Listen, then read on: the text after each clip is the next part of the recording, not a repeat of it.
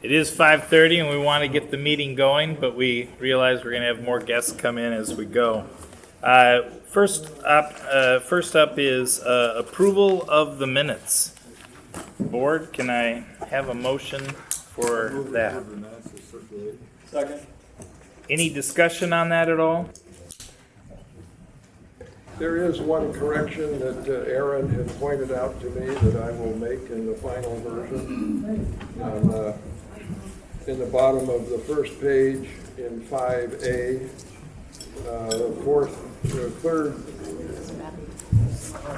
third sentence, third line, discussed about reinstating the canceled May 8th meeting. Reinstated is a word that doesn't need to be hyphenated, so I will make that correction in the final version of the minutes. All right. All those in favor? Aye? Aye. Any opposed, nay? Motion is approved, or minutes are approved. Public comment. Do we have anybody who would like to make public comment who is not here for Circuit of the Northwest? Please come forward.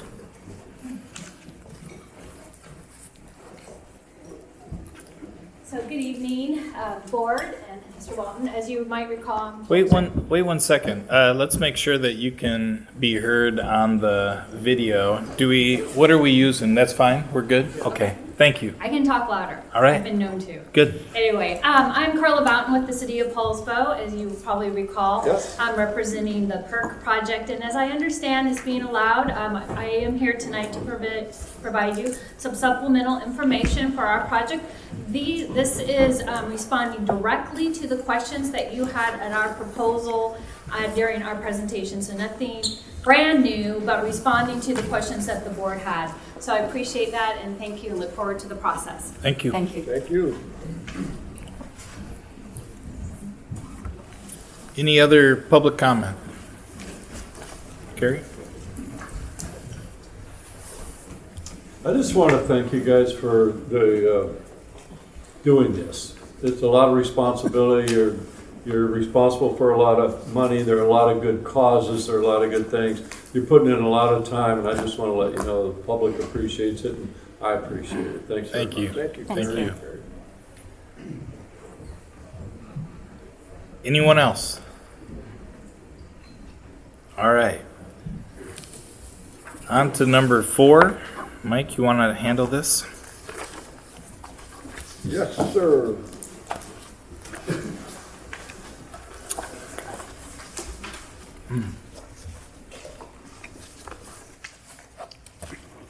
And everybody who's here, there's food over here. I can attest to that the chicken, skewers are good. I've had a bite of that, but there's also some pork sandwiches, so help yourself. All right. The income that we received from the sales tax in the month of March was $125,900 and change. That was up only 1.8% over last year. So we do have a couple of points now showing some up and down growth. Single-digit growth in November of last year, in February of this year, and now in March.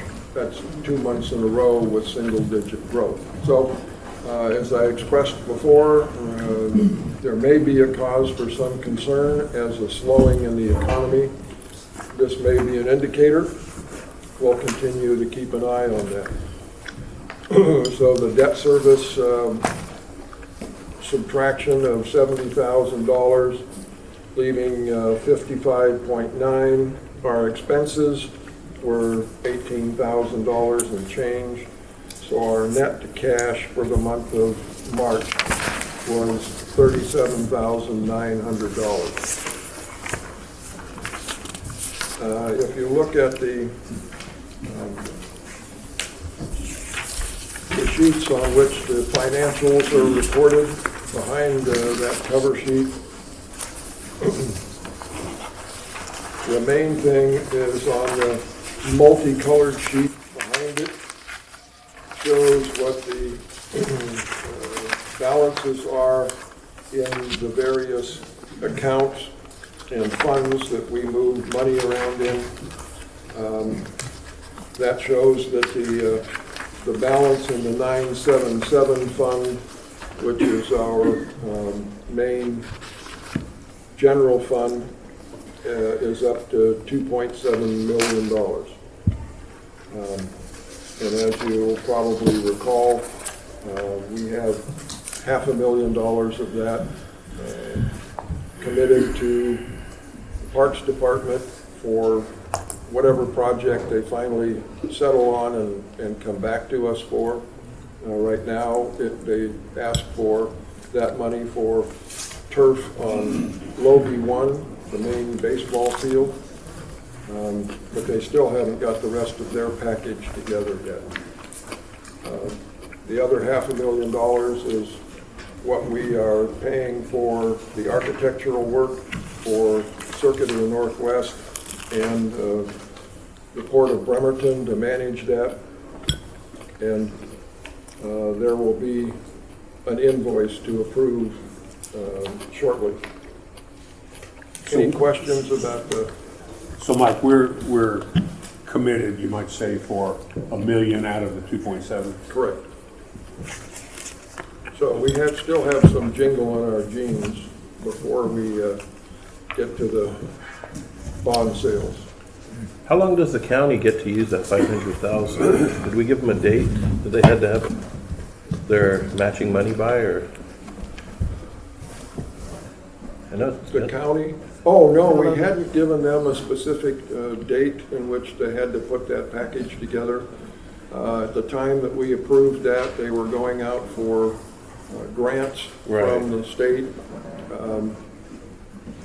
I don't know what their success was, but they also had to get some private funding to get some match in that package. So they haven't come back to us yet and said, we've got all the pieces in place and we're ready to go. So when they do that, then that's earmarked, but it's not transferred to their account yet.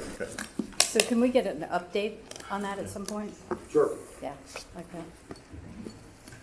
I will ask Billy to give us an update. That's salary for you and Darren. There's 3 spaces, we only need 2 signatures. Yeah. Okay. Any other questions on the financials? That's the only blanket voucher, is the one for the salary.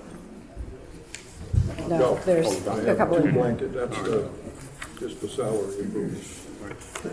Okay, we have 2 blanket vouchers for consideration tonight. One is the standard operational expenses, and there is, the total amount is $8,122 and change. The biggest item of that is the legal services of $6,936, and that's higher than usual because of the effort that's being put in on the public records request.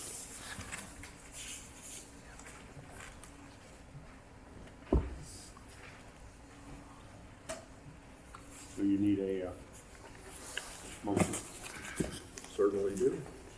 I move to approve the blanket voucher in the amount of $8,122.33. I'll second. Any discussion on any of those items? All those in favor, aye? Aye. Any opposed? I'm not opposed, but I did have a question. So this thing about the auto pay monthly, I mean, I don't understand how that works.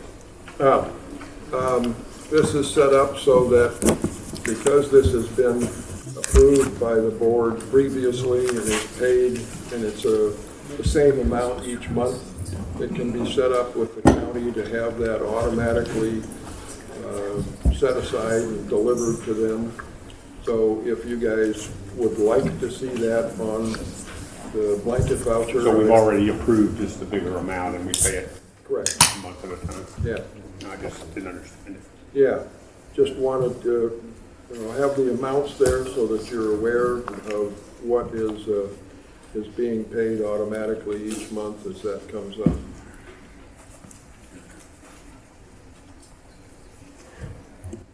Okay, that's been approved. The second blanket voucher cover sheet that you have in your packets is for the second installment of the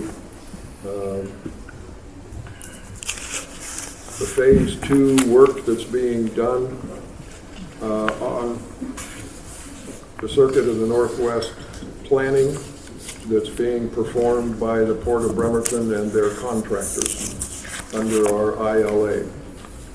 And there are two pieces to that. One of it is the consulting part of it, where that's their preparation with the professional consultant or contractors that are doing the work. The second portion of it is the professional services for the work itself. The first item is $16,976. The professional services part is $60,525 for a total of $77,321. That doesn't seem like it adds up to me. I know it's just me. Seems like it should be a little bit more. You guys want It doesn't add up. Thank you It for doesn't checking add that. Yeah, I think it should be 77,405, shouldn't it? Yeah, it looks like it, so Yep. what did I do wrong? Okay, 16,976 and 60,525. Oh, I see the problem. It's the port's error when they added it up. I didn't re-add it, I took It's- the total right off of their invoice. It's the rule of 9. Pardon? It's the rule of 9. Yes, So 77,501. Somebody transferred it. Yeah, that looks better. Good job, Pat. So are the numbers broken down correct and just the totals incorrect? the numbers, the individual numbers are correct, Okay. it's the total that's not correct. So it is, 77,501.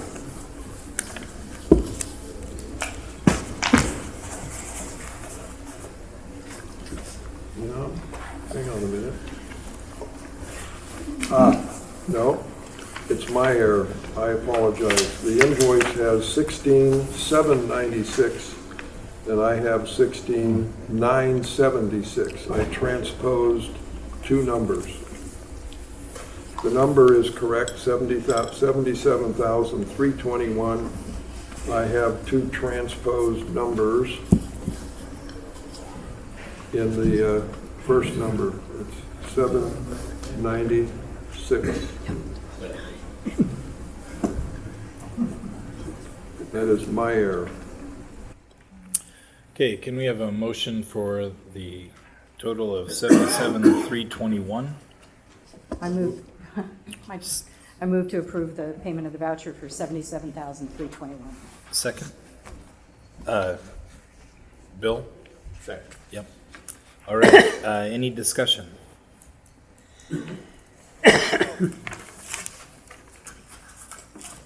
All those in favor say aye. Aye. Any opposed, say nay. Motion carries. Okay. That goes around for signatures.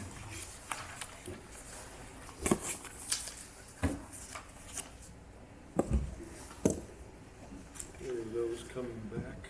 Oh, that's the minutes that need to be signed. Mike, anything else from agenda number 5 that you want to say before we turn it over to Circuit of the Northwest? Let me take a quick look in, yeah.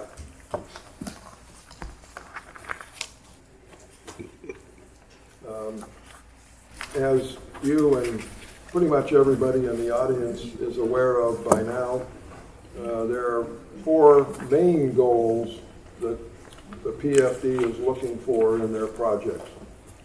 And that is economic development, innovation in the design and implementation, multiple use of the facilities so that there's a wider benefit from that facility, and effective use of both public and private money.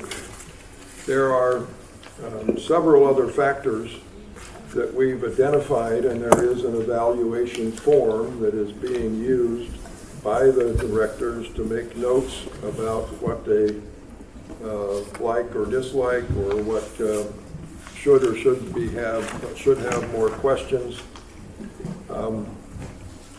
Joel Cohen was so nice as to actually fill out the evaluation sheet for the Circuit of the Northwest. So you may or may not want to use that to your benefit or not, or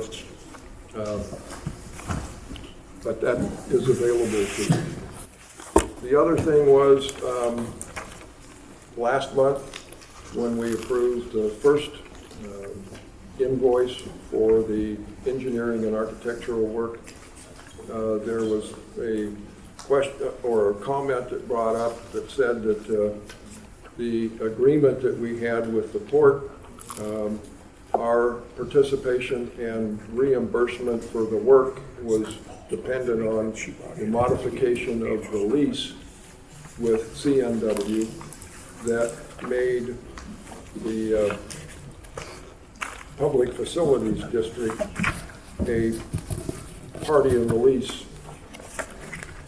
and a party to be held harmless in the case of any problems. Anyway, also in your packet is that modification to the lease. So it was based on that I presented the second increment of the reimbursement.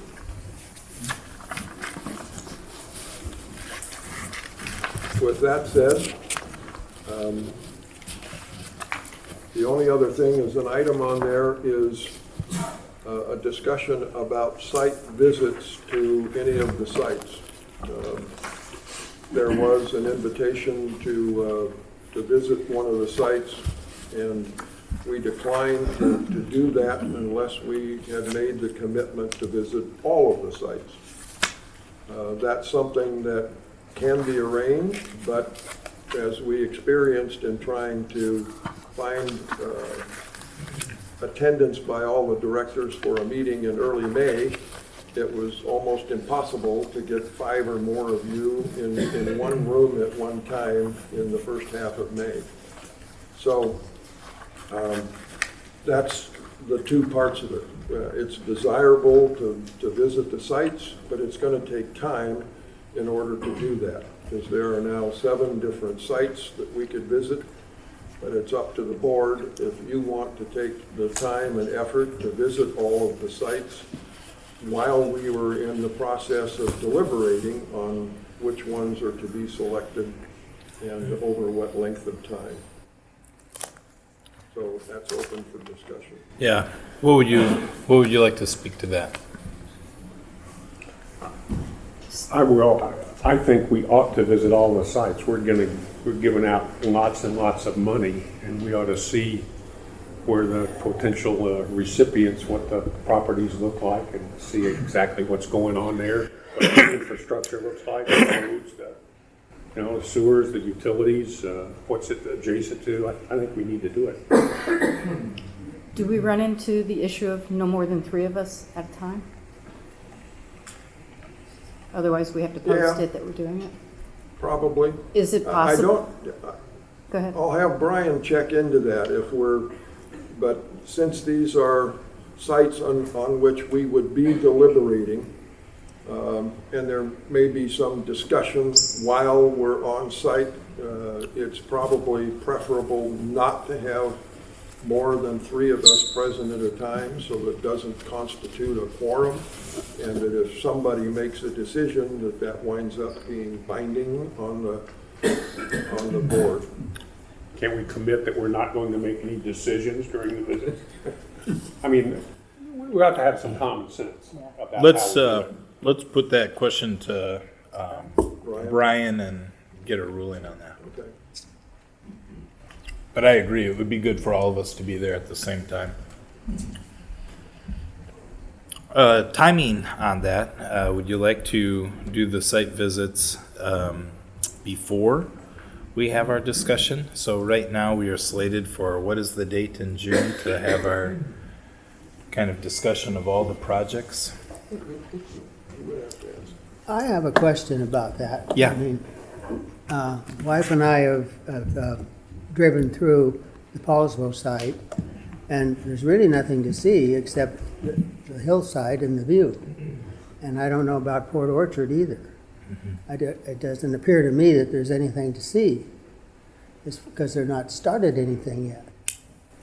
So other than the map, I think this will delay considerably a decision on any funding. And I think that is a matter of concern, at least some of the project. The first meeting is on the 10th of June, and the second on the 24th. Okay. So Mike, I see on the agenda, it says our next meeting, May 20th. Correct. Oh, did I read it wrong? No, that's correct. So is that, Aaron asked about the first meeting in June, not the next meeting. But yes, we do have a meeting scheduled for the 20th of May. And did we figure out if we have a quorum even for that? Yeah, we do. Oh, you do, okay. Let's confirm that. I will be here May 20th. Who else will be here? I will. I will. Okay. But Pam won't be. Aaron? Aaron, I'm sorry, Aaron. you can call me Pam. She won't be here either. Where'd I get Pam? So circling back to visiting this, so Tom won't be here either. But circling back to visiting the sites, because I agree, I think it's very helpful, and it would be nice to be there with everybody. But if we can't, Yeah, even though there's nothing to see Yeah. at most of them, at least you have a chance to envision yeah. how it's supposed to work. So if there's properties where we can meet people there, can we get the contacts for them if we wanted? Because my schedule's crazy all through May.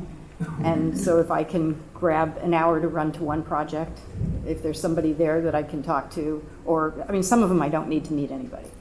But You want to do a road trip together where we all go from one place to another, hit them all in one afternoon?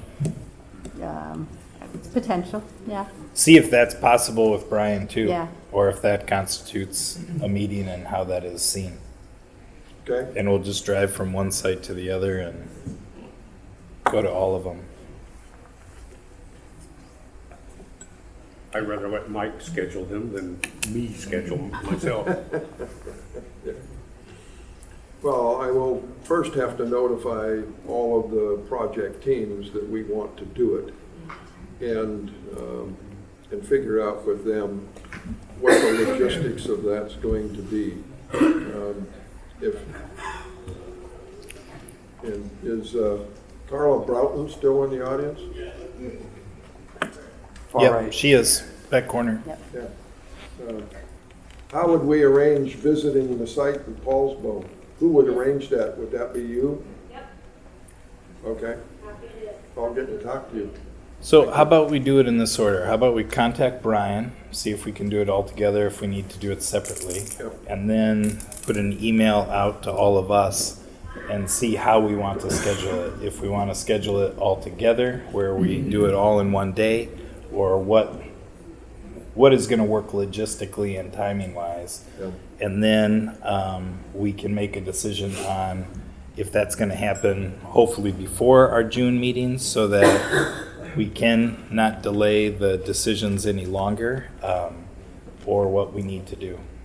Yeah. All right.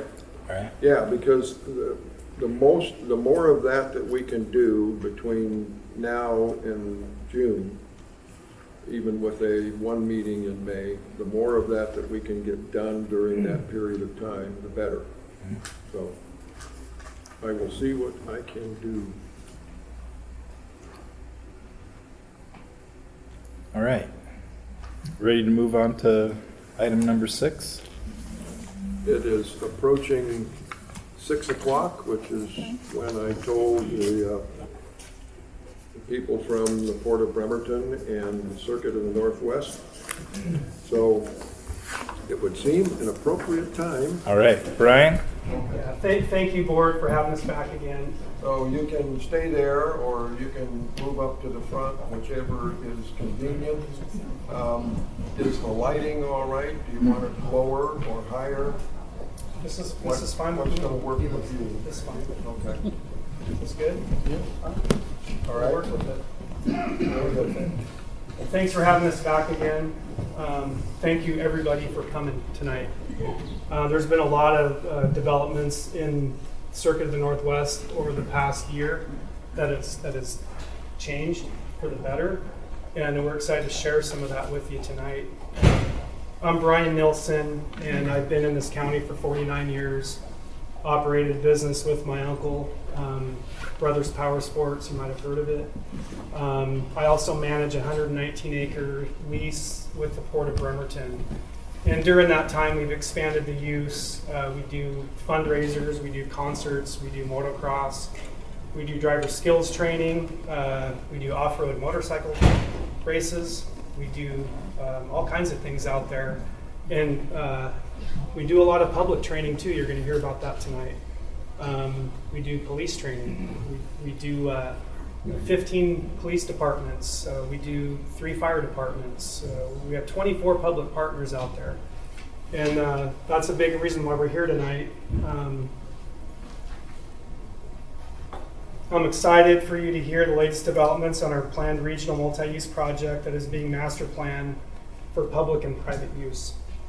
My team has been working hand in hand with each stakeholder involved with CNW's second phase of development to ensure we are adhering to their needs while simultaneously meeting the criteria set forth by the PFD.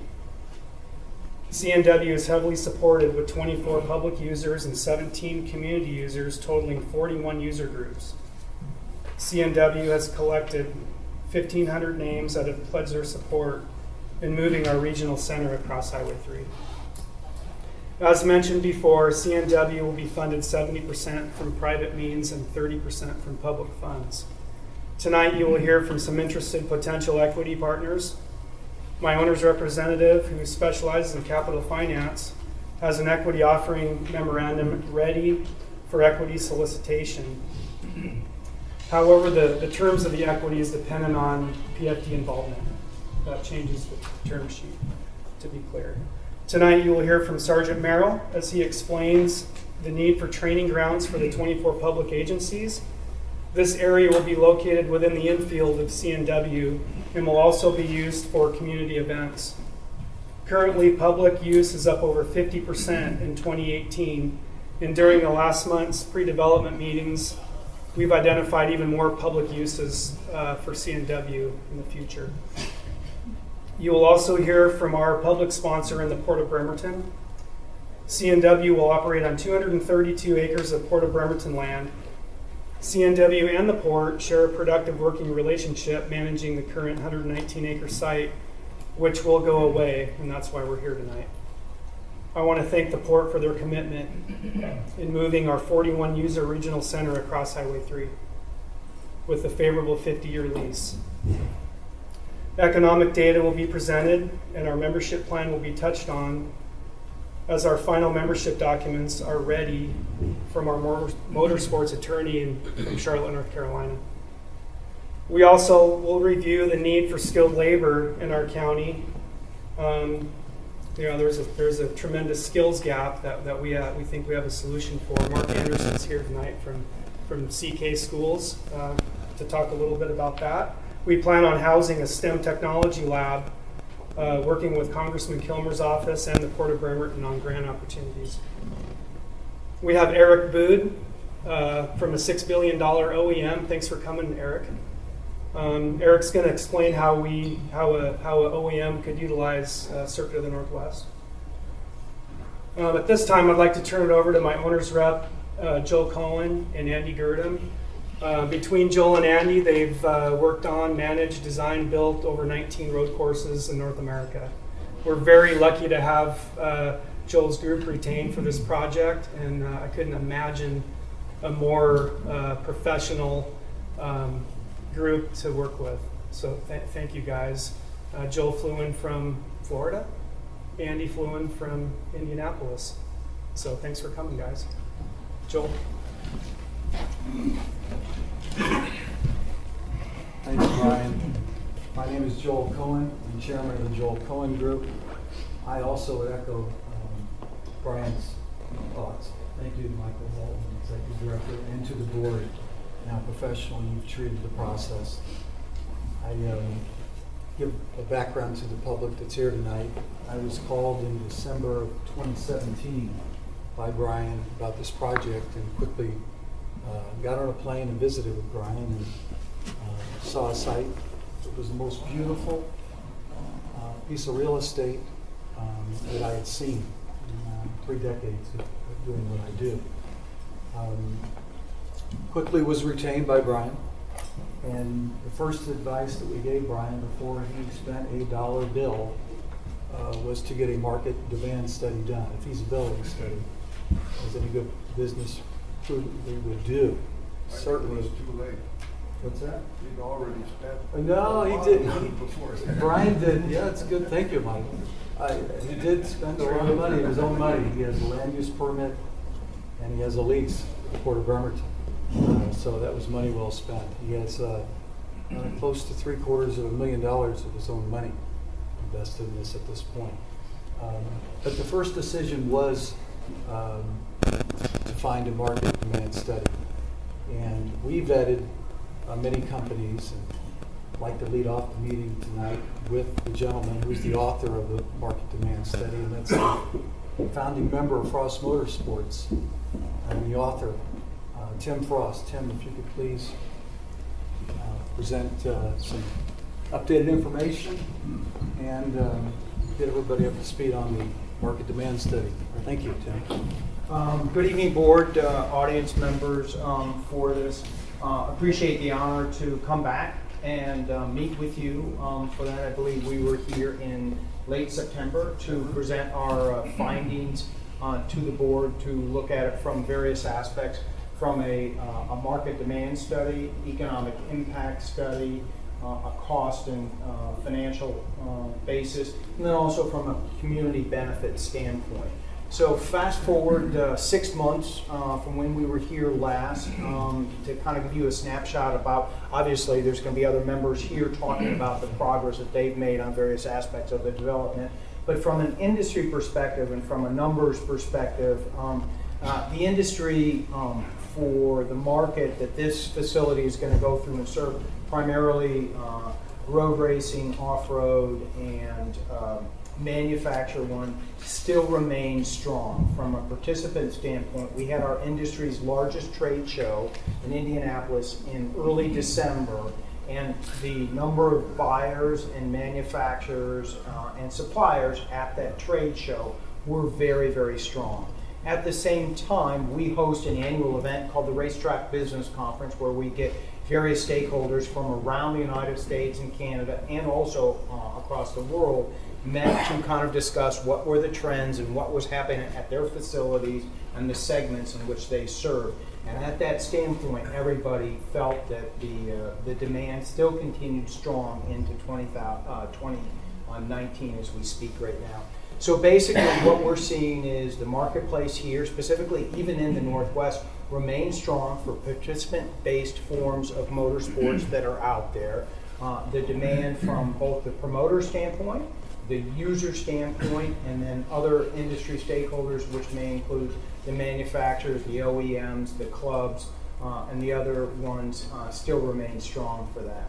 So anyways, we've got an exhaustive document, which you guys have had in your records from last fall. It still remains there. And again, look forward, if any questions come up during the proceedings about the study or anything else like that, we'd be more than happy to go through and address those needs there. So thank you very much, Joel. Thank you, Tim. I think that I wouldn't be here tonight if that market demand study wasn't returned where it showed a viable and sustainable business for Brian in the Circuit of the Northwest. So thank you, Tim, flying all the way in from Chicago and giving us a market update. At this time, I would like to introduce our stakeholder, Port of Bremerton. Axel Stracklejohn, if you could join me. Axel is the District 3 Commissioner. He is our sponsor. He is our leaseholder. He is a supporter of our project. And I would like to give him a chance to speak on behalf of the Port of Bremerton. Thank you, Axel. Thanks, Joel. Good evening, board. Good evening, directors. Audience, thanks for coming to support this evening.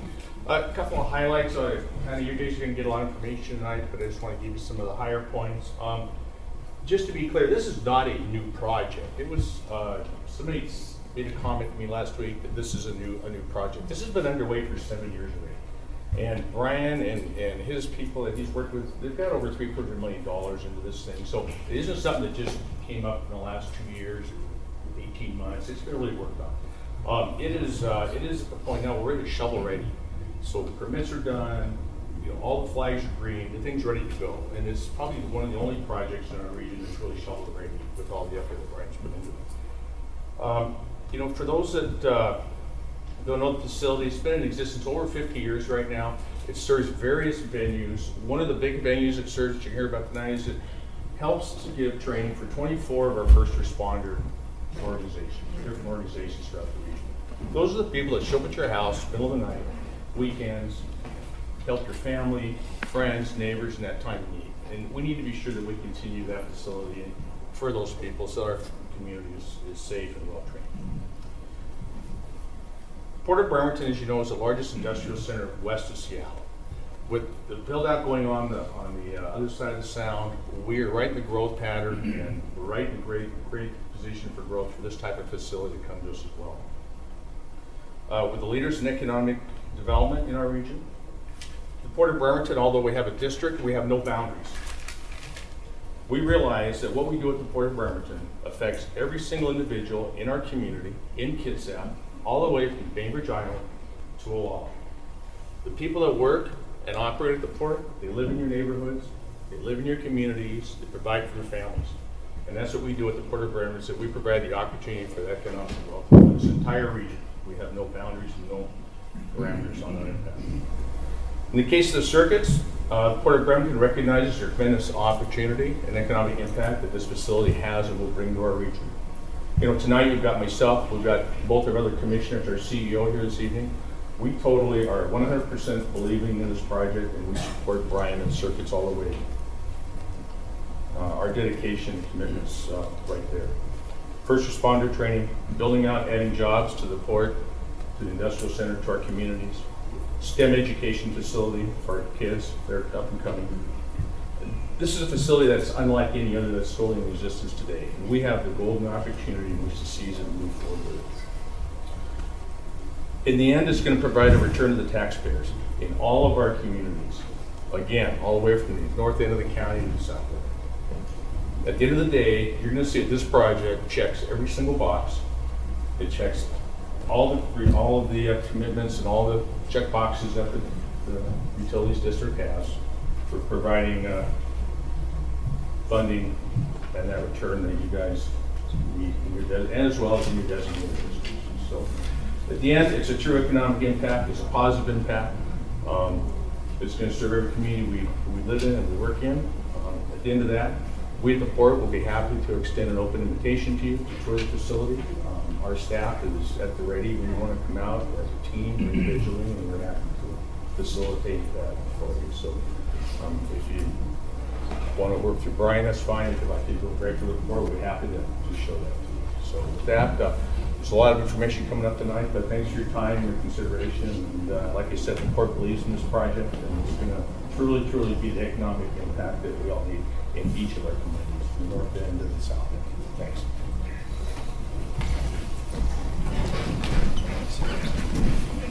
Thank you very much, Axel. I would also like to thank the CEO, Jim Rothman, who's here tonight, his staff, Fred Salisbury, the COO, and Arne Bacher, who couldn't be here tonight, Director of Business Development. Been an absolute pleasure to work with that type of public partner, just as the KPFD has been. So thank you for your attendance tonight and your comments, Axel. Now I'd like to get into the presentation that we prepared that I did send to the Executive Director. We did make a few tweaks, which you're familiar with sometimes. Happens on the long walks in the morning, but I have someone introduced. It's an integral part of our team. His resume has been presented to you. He brings a component.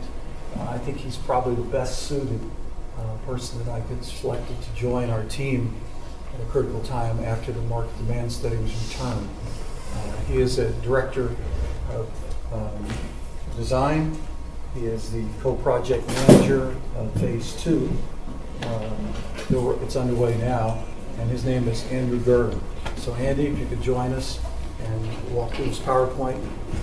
Michael said that I can. I do have hard copies for the board to follow, but Andy Gurdon, please proceed. Thank you very much. I'll let you get a chance to get those to the board. I only get called Andrew by my mother or at these meetings. I've got the same line every time. That is. This is an update. Anybody talks to me as Andy, okay? PowerPoint that I gave you earlier, was in your Manila folder, is the CNW presentation. So you can follow along the PowerPoint through this.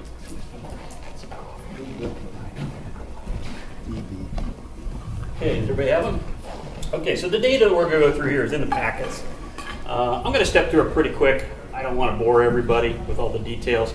We'll give you a chance to ask questions again later. So as you're going through the packets, you should be able to follow through the slides just as I'm going through them.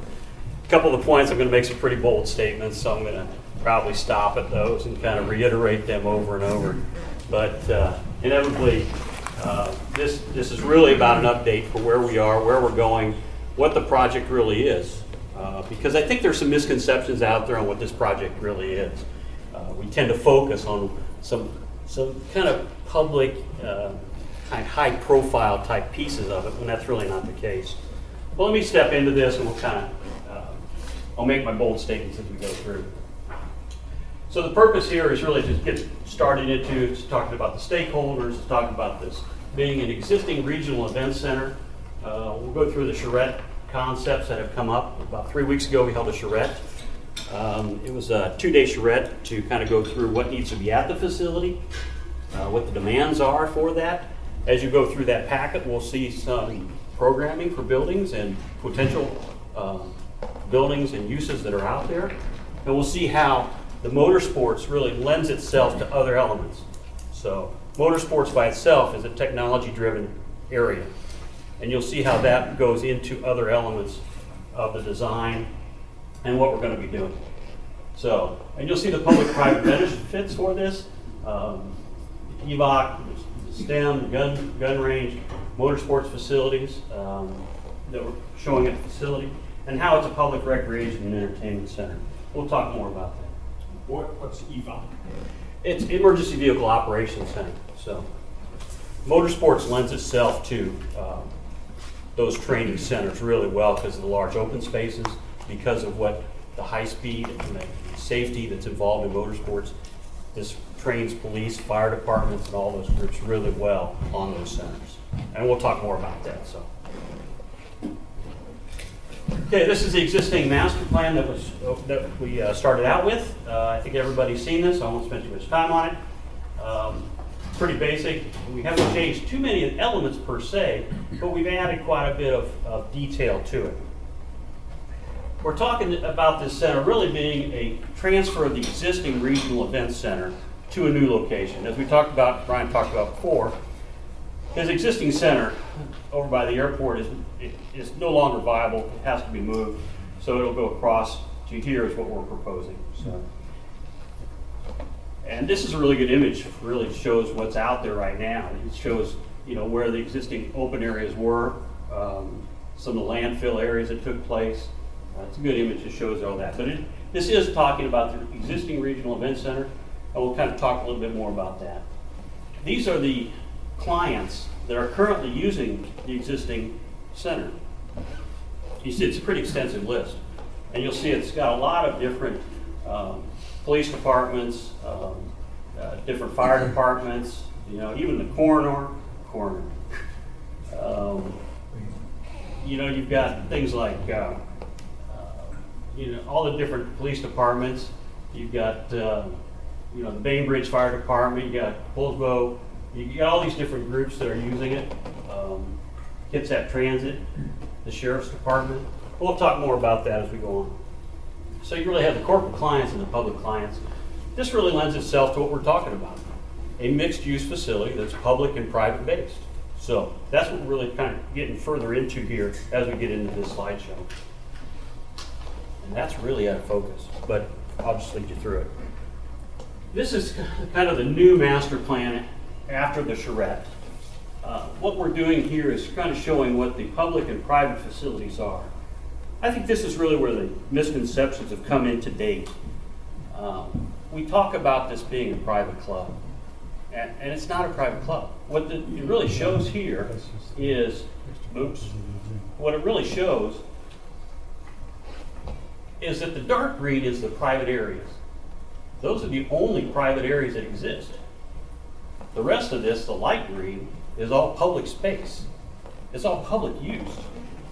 So as we start talking about this being a regional event center, and one of the key concepts being public use, you can see how much of this is public use. In fact, as you look at the numbers, what you get to is $24 million of this is really facilities that are open to the public to enjoy. Now, how do we get to that? We'll talk more about that. Because it's really, it could be events at that location, or the groups can actually get out and use these facilities. Or they can be spectators of sporting events and things like that. So this is one of the key elements. In fact, I talked about the bold statements that I was going to make. And that's one of them right there. That the public facilities are $24 million of the total bill of this facility. The private facilities are around $11 million. And in fact, the bolder statement than that really is that we don't want any money for the private facilities. In fact, the private facilities are going to support everything else. So as you talk about creative ways for the facility to use and financed, that's a pretty creative way. The dark green is supporting everything else. And the money for the public input is really where the light green is. And you'll see what that means is we're looking at different things like EVOC, different open centers, conventions, conferences, all different types of facilities that can use that.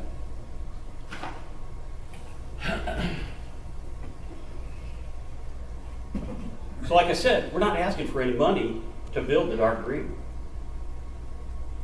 So, and it will support everything else. This is, as we went through the charrette, we started getting into the breakout of different buildings. And these are some examples, some of which you've seen. On top we have the clubhouse. That is a private facility. And that will be funded with private funds, not with public funds. And that number we showed before, the 24 million, you'll never see that asked for. So we're not asked for anything near that. So, but we'll get to that later on what the ask truly is. We have a number of different facilities. You'll see some in here that are really interesting facilities. The STEM Center we'll talk about here in a little bit. The EVOC training we'll talk about as well. We have some other people talking about that. We have people talking about the Oem Center. And this is another bold statement because we've actually already had OEMs on site visits. So, what does OEM stand for? Yeah, I do that, don't I? So whether it's EVOC or OEM, I do that. This is original equipment manufacturer. Pardon me? This is an original equipment manufacturer. Okay, like, name somebody. It could be a car manufacturer. It could be a motorcycle manufacturer. It could be all different types of groups. They've already been on site, and we have interest. It's not done. I don't want to represent that it's a done deal, but they've already been to the site anyway, which to me is a big deal because the project's not even gone yet. We've had them on site. Are they scheduling a second site visit as we talk? So, we can't release that name right now, but we have had the first site visit and the second is scheduled. Okay, this talks about the Regional Event Center development. We see the public-private partnerships. We talk about the public use. As we talked about before, there's $24 million of investment that will go into the public facilities at about 150 event days per year. And you can see all the different uses.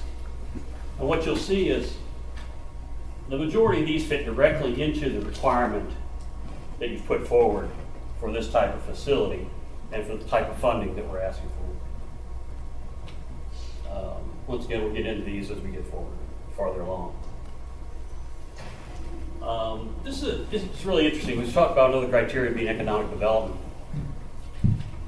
When the study went through that Tim did, it came up with 419 jobs, a $50 million economic benefit, and construction jobs at 960 jobs. Pretty good numbers. We'll see that as we do events, as we get further into this, some letters put out by different groups,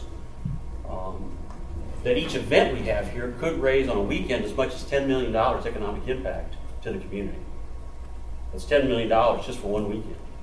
So, and we'll show you the letters for that here in a little bit. People say, what else does it bring? Well, the impact due to the facility development tends to spur other development. It tends to spur other manufacturing development, other innovations. If we look at similar facilities, you'll see Sonoma had 70 businesses. There's one over in England, Silverstone. It has 300 partners and businesses that are associated with it. So there's definitely other facilities as well that can show quite a bit of impact. I think, Joel, you brought one up the other day, and it was Indianapolis, right? Just outside Indianapolis. And Brownsburg, which has a drag strip and a road course there. And it's really become a hub for all the companies doing racing, but it's brought quite a few businesses to that area. We've already talked about the potential OEM. We also see already, we've had some discussions with other amenity and hotel developers for that area, none of which we're ready to release, but you will see some other impact from that out from the facility to be able to support it. So, we talked. Ask a question. Yes. Back to the previous slide. Please. Sure. So when you say you have an OEM engaged, can you just tell us what that means? That's just a teaser in it. Yeah. So this OEM, and you're going to have to cut me off when I get too far on this because we don't want to jeopardize that OEM. This OEM is an international company. It is a company that produces equipment that would use all of the facilities on the site. It is a user that wants to be here because everything in this region applies to what it does, whether it's the off-road, whether it's the road course, or whether it's even marine. It applies to all those groups, and that's why they want to be here. They want to So are they committing to events? What does that mean in terms of dollars? So you're way too far ahead of this right now. It's only been a site visit, but if I expand on it, just kind of answer your question. What would you like to happen? Okay, perfect. And it might be the next slide, so let me check and see if it's the next slide. So, okay, that's not, but I'm going to jump ahead. And what you see right here is the OEM Center. Okay? So we've gotten to the point where we've already started looking at where it would go on the site. What that means is they'll put a facility on site. They will have additional facilities, each one of these areas, and have little out areas where they can demonstrate and test their products. This will not become a major test center for them. Don't let me get that. I don't want to give you any indication that that's what it is.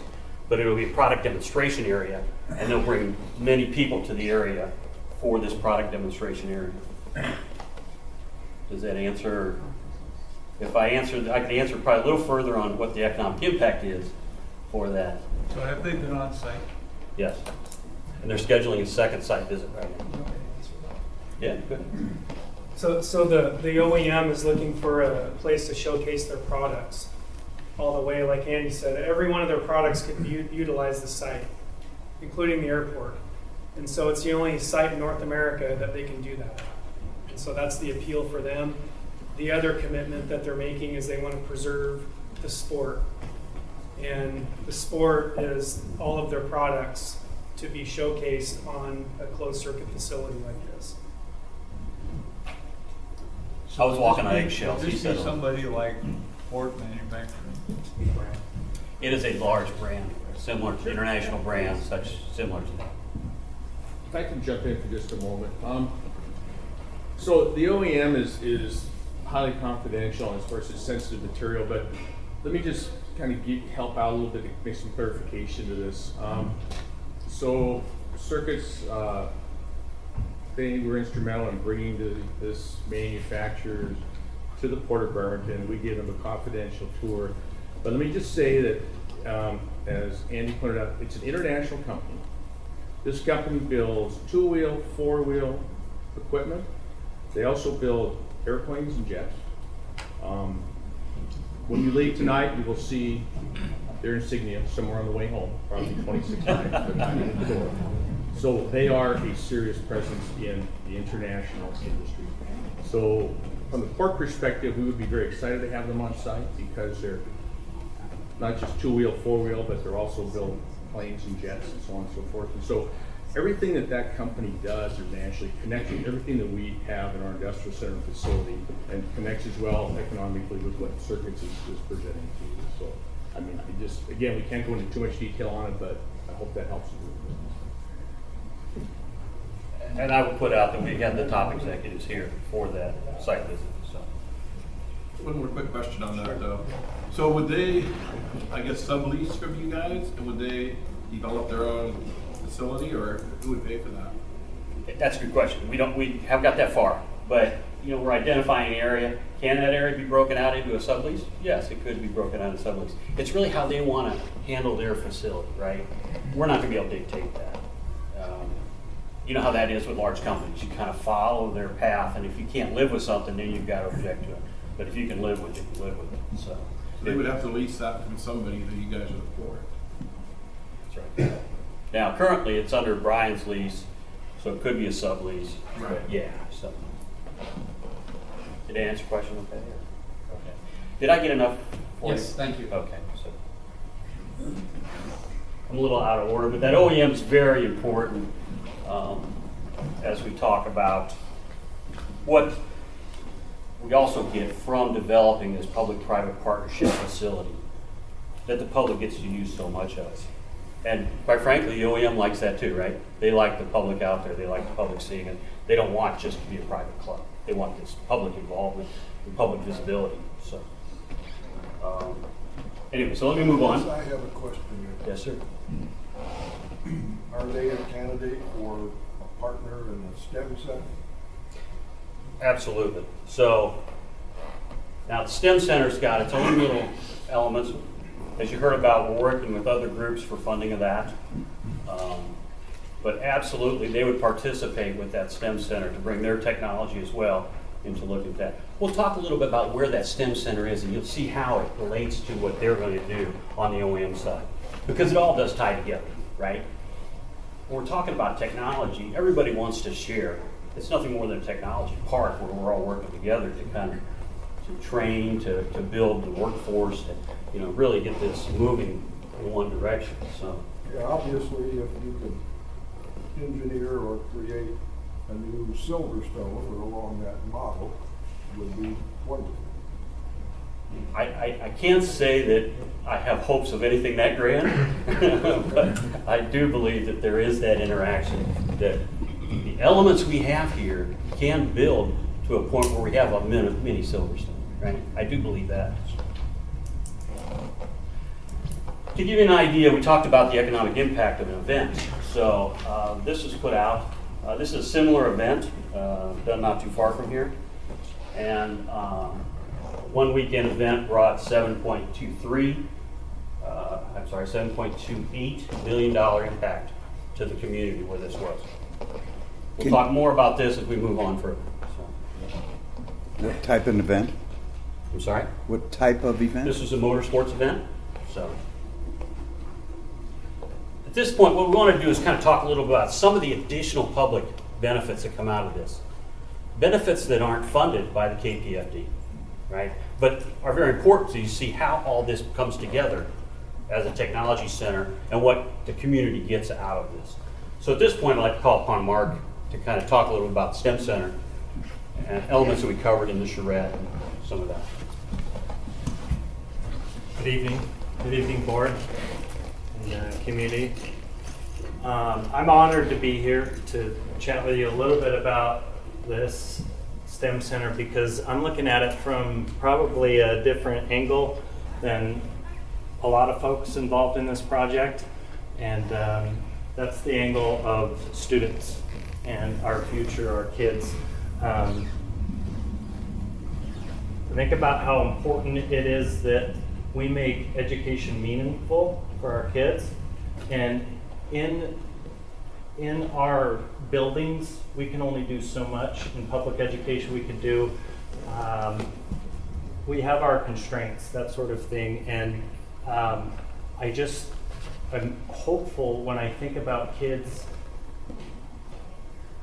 approaching a center like this versus sitting in a classroom at a table doing homework on a desk, locked in. I reminisce about when I was a kid. If I had the ability to be able to get on a bus and move down and go to a center like this, like a STEM center, and utilize my education, my skills, the things that they were teaching me, bust up my knuckles a little bit, do a little bit of math, right, and learn real consequences about how my miscalculation might affect something realistically instead of looking up the answers in the back of a book.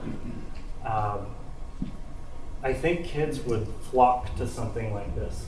I think they would love it. We've built some of these centers in our district here, but even though I'm here in Central, I think that something like this can benefit all of our kids in the entire county, from South Kitsap all the way up to Bainbridge.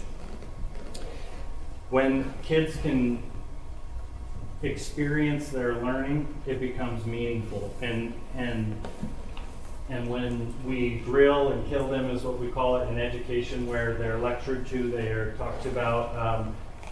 We can guess what answers are. We look at the back of the book, and it's just meaningless. When I think about going to a space like this, it becomes real. STEM, by the way, for those of you, I know we've used lots of acronyms. STEM stands for science, technology, engineering, and math. But really, the heart of STEM is hands-on learning. It's meaningful learning. And I think if all of us think back to some of the most important education we've got, it probably had some element of active learning. I doubt a lot of us think about the times we were lectured to, the worksheets that we wrote, unless they were excruciating. And the nice thing about places like this with a STEM center, when I look at this, or when I saw this project and just dreamed of busing kids out there to apply the math fundamentals they learned, to apply the physics fundamentals, I think we'd have a hard time getting them to go home, to be honest with you. We have some of our new spaces that are hands-on learning spaces here in our district, and I just had a teacher contact me the other day holding after-school programs where they're working on machinery and tools and equipment, and he said he pretty much had to get them to leave. He had to shoo the kids home. And he said, Mark, these kids would have stayed there all night long working at this machinery.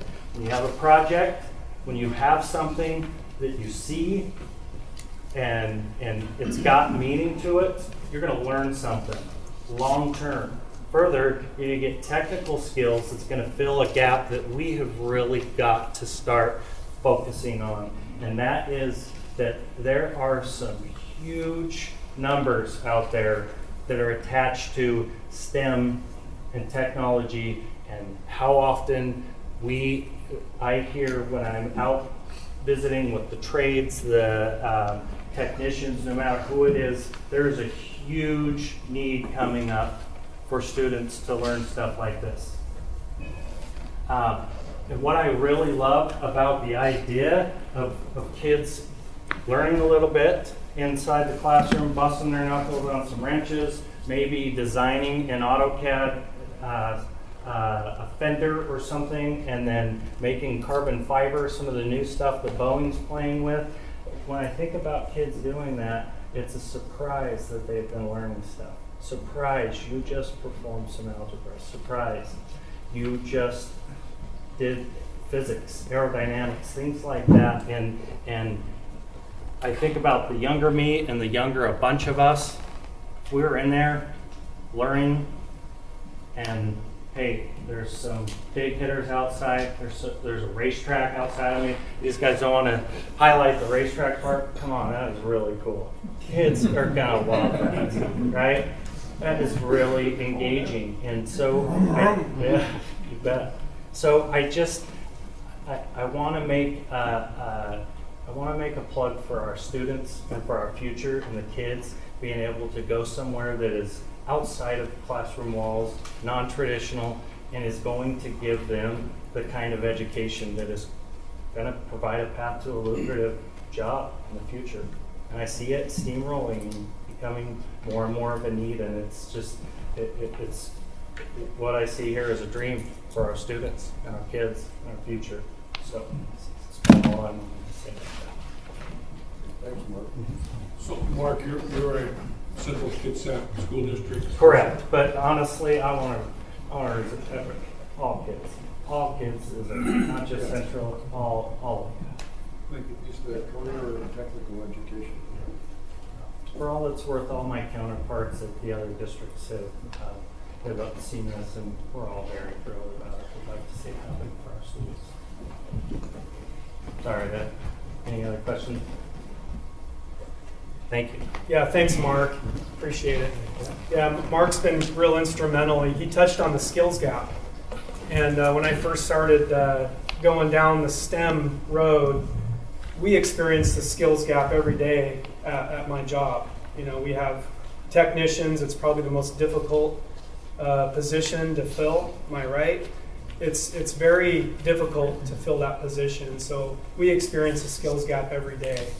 You know, in our shop, we do mechanical engineering on a daily basis, whether it's fuel mapping, we do spring rates, we do plan on having a wind tunnel at the track to do some drag coefficients. So instead of doing quadratic polynomials at a desk, the students will get to apply their knowledge hands-on, and at least that's how I learn. You know, theory, and then there's application. And so this venue will give us a place to apply the theory that they learn in a textbook to real world problems. Yes? Is there an age cutoff for a student?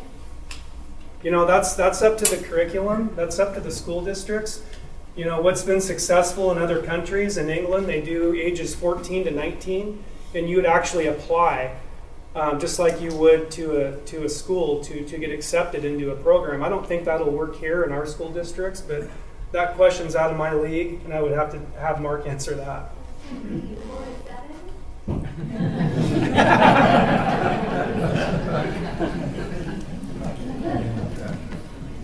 What we're showing here kind of just build on what Mark was talking about. These are examples of existing facilities. This down here is an existing facility, University of North Carolina, for STEM. It shows all the equipment in place. This is an existing products showroom and center for testing that we developed previously. The reason I show this is really kind of what you're going to see. And if you can imagine this attached to some of the garages, we'll get that dual use again of the facility on the infield area. And Andy, on this one, yeah. It's got a GE symbol on it. Yeah, They sponsor buildings or something? it does happen, absolutely. I mean, is that pretty much what happened here? This is actually paid for by GE on this one. This is an electric car demonstration center had a road course attached to it. They ran all the dealers that were interested. They bring them in for weekends, so they'd stay in the area and do all that, and they'd test drive and go through product tests on and training on the vehicles.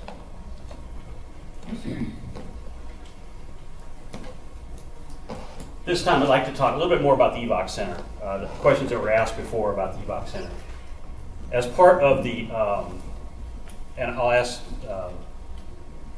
Mr. Merrill to kind of start forward here. Sorry, Merrill, come forward. That's Sergeant Merrill to you. It is, and I'm not driving later, so I can tell you. So. Mike works just fine. But Mike was instrumental in the charrette as well. And what he really came up with and really showed us was how we can, once again, use these facilities as joint usage facilities, how we can get the benefits of, the public benefits of training into the facility that we have here. So, and with that, I'll leave it So to you. I have a quick question. You've mentioned charrette, and I don't think anybody knows what that is. Well, I'm getting bad at that tonight. I'm using a lot of acronyms. Yeah. The charrette is a session that we bring all the stakeholders in and the users of the facilities, and we start saying, what do you need in a facility? What do you need in a facility? Is there joint usage? How do those come together? And how do we develop buildings and layouts that use all of that information from what each group needs to develop the overall plan? So it's not just one person designing, it's more of an integrated design process where everybody's involved through that process. Thank you. Okay. Thank you, everybody, for giving me a second. For those of you that know me, it wouldn't surprise you that I could probably sit here and talk for the next 90 minutes to you. I won't do that to you, but I'd like to give you a little bit of history lesson really quick. I've heard, what is EVOC, Emergency Vehicle Operations Course. Okay. I've been with the Sheriff's Office for the last 28 years. And I cannot remember a time that we did not use the current facility to do our training. And I want to give you a big thank you to the port, because I know we've been using that property for a long time and it has really expanded in use for us. It's important for all of you to know that I'm not here today as a representative so much as the Sheriff's Office, but it's for the emergency services for practically the entire Olympic Peninsula. Okay. Emergency vehicle operations, what is it? Currently, we have a group called West Sound Regional EVOC. The reason West Sound Regional EVOC came about is when I started with the agency 28 years ago, we had one or two agencies in this area that would go out and use the facilities to do the training.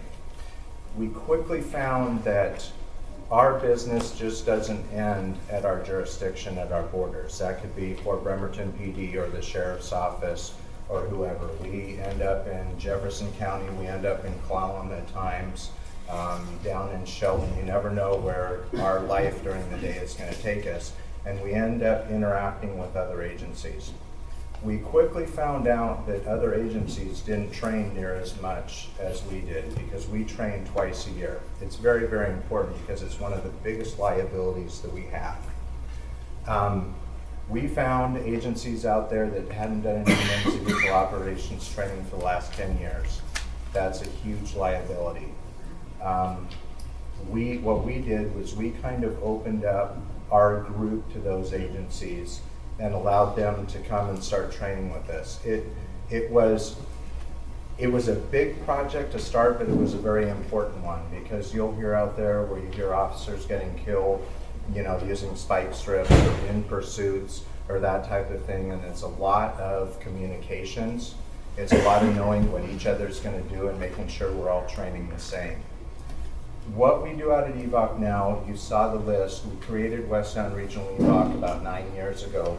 Currently, in our group that trained here just a couple weeks ago, we've got our agency, Bainbridge Island Police Department, Suquamish Police Department, Clallam County Sheriff's Office, Forks PD, Port Angeles PD, Sequim PD, Port Townsend PD, Jefferson County Sheriff's Office, Grays Harbor Sheriff's Office, Aberdeen PD, Shelton PD, Gig Harbor PD, Ruston PD, and Furcrest PD. Those were the agencies that trained here at the beginning of April.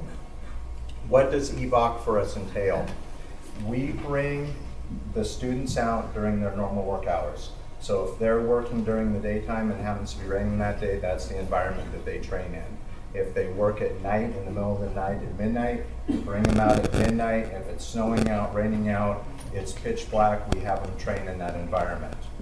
We bring them out, we usually give them about a half an hour classroom type of briefing where we go over different topics of concern for that. We basically talk to each of the agencies to see where they're having issues, give information on that. One of the things that we do train on is below 100. If any of you have heard of that program, it hasn't been since 1943 where law enforcement deaths have been below 100. Okay, that's been a long time. The program basically has 5 tenets: slow down, wear your seatbelt, wear your vest, what's important now, and complacency kills. Okay, we go through and we kind of touch on those subjects, go through some course instructions, and then we put the officers out into mock pursuits, okay, where we actually chase bad guy cars. Now it's really important, as you can all imagine, that we have a closed facility that we can control, because there's no way we can go through downtown Bremerton, you know, in the middle of the day doing this type of training. So we go through that. We typically set up an autocross course out there. One of our biggest problems we have in emergency vehicle operations, if you can believe it or not, is slow speed collisions. We have much more of a tendency to back into carport posts, rock walls that we can't see in the middle of the evening than anything that we deal with in high speed vehicle operations. So it's imperative that we have not only the placement type of things, but high speed. We also use skid cards out there. You'll see in the course design that there's actually a skid pan set up where it would give us a lot more area to play with, and we wouldn't actually need the skid car itself, but it would be a couple different tools that we could use. One of the things that we're not able to do at the current facility that there would be a huge demand for is motors training. We cannot operate our police motorcycles at the current facility as there are chemicals on the raceway out there that make it too dangerous for us to do that.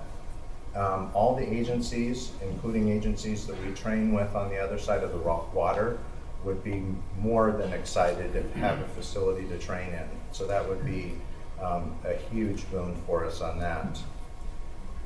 Other agencies that we've worked with, we've actually helped Seattle PD's traffic unit in training out at the facility, and the Criminal Justice Training Commission, which is the state agency that trains all the law enforcement officers in the state of Washington.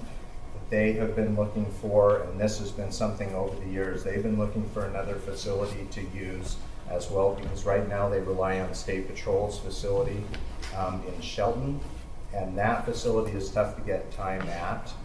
So this is something where I have been approached by the Criminal Justice Training Commission, if a facility were to open on our area, you know, what the availability would be for that. So it really is it is a regional facility already, and it's something that our liability in our vehicle operations is so huge that it's imperative that we have this facility for us to continue our training. Not too long ago, I presented a letter to you from the sheriff. I've been keeping him apprised on this, and he's been staying up to date on what has been going on. He is very excited about all the aspects of the program, and anything that he can do to assist in seeing this come to fruition, he is more than happy to do. So I have a question. Questions? Yes. Would you be using the racetrack for training? We would be using quite a bit of the facility because Specifically the racetrack. Yes, yes. And the way it can be designed is to have high-speed crossover areas. To get into the skid pan, you actually need an area that you can run up to speed. to access that skid pan, and that would most likely come off the track itself. There is a lot of training that we do that is high speed as well as the slow speed type of training. And there is, I'm not too sure on this current one, this is the first time I've seen the updated design. Brian may be able to, or somebody might be able to help me out with the current setup on where the skid pad is and the access to it. Skid pad is right here. We do have, the track breaks up into 2 facilities, so it always has access to the skid pad where you can bring one road course through the skid pad. So you could have this lead up area, or we can bring this in at a higher speed into the skid pad as well. So just depending on the speed that he wants to carry. There's also some things that you may want to do from a highway training standpoint on median crossovers, things like that. We haven't talked too much about that, but that's another area that we can work into the facility as well. But we would bring a higher speed entry into this skid pad, which is right there. So we also have, to expand a little bit, we have a building here for the training center, which you'd use for the actual classroom training, and then go out from there. We talked about some vehicle maintenance areas. We'll be able to do some of that back in here, maintenance areas, and that's something we'll talk about at the facility overall as well, is all the maintenance for this. And then there's a gun range right here for training as well. So. And some of the other things that we've used the current facility for, which we would continue as well here, are canines. Whenever we do training, we're always looking for a closed area where we can train on different surfaces, be it grass or on pavement itself, where we can keep the new dogs and the handlers away from people so we don't get that interaction to begin with, except for the people that we want them finding. The other thing that we do as well is we do our collision investigation classes out there as well. We teach a basic collision and advanced collision.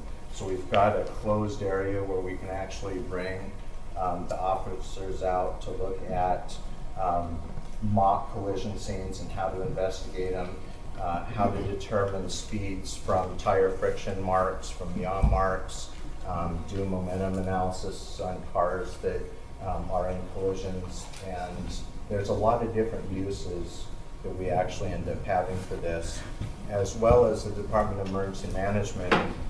Brian may know how many have happened in the last couple of years, but there's been, I remember being involved in 2 huge countywide trainings out at that facility as well that DEM hosted. So there's always, yes. Didn't mean to cut you off. I just want to, I'm a retired police officer, and I mentioned 2 very simple facts. Number 1, the most important thing a police officer does every day, the most dangerous thing he can do is shoot and drive. In fact, the most dangerous thing that every one of you does every day, unless you have a really weird job, is driving. But the average officer serves his entire career and never fires a round at anybody, on the range, but not another person. But he drives every single day. Secondly, the national statistics over the last, I don't know how many years, almost half of all the officers, and you always hear about officers getting shot and killed, but almost like 45 to 50% of all officers killed every year in the United States are driving accidents, driving problems. And to expand on that, the Below 100 program that I mentioned, and I could go on for that for quite some time, but what we found is, and he is correct, there are years when more than half of the officers that died throughout the country are from motor vehicle collisions, okay? And the majority of those are officers where they're involved in single vehicle collisions, where they're driving too fast, they're not wearing their seatbelt, they're not wearing their vest. And if we can just, I mean, it's important to me. I've been a collision reconstructionist since 1998 and am in charge of the traffic division.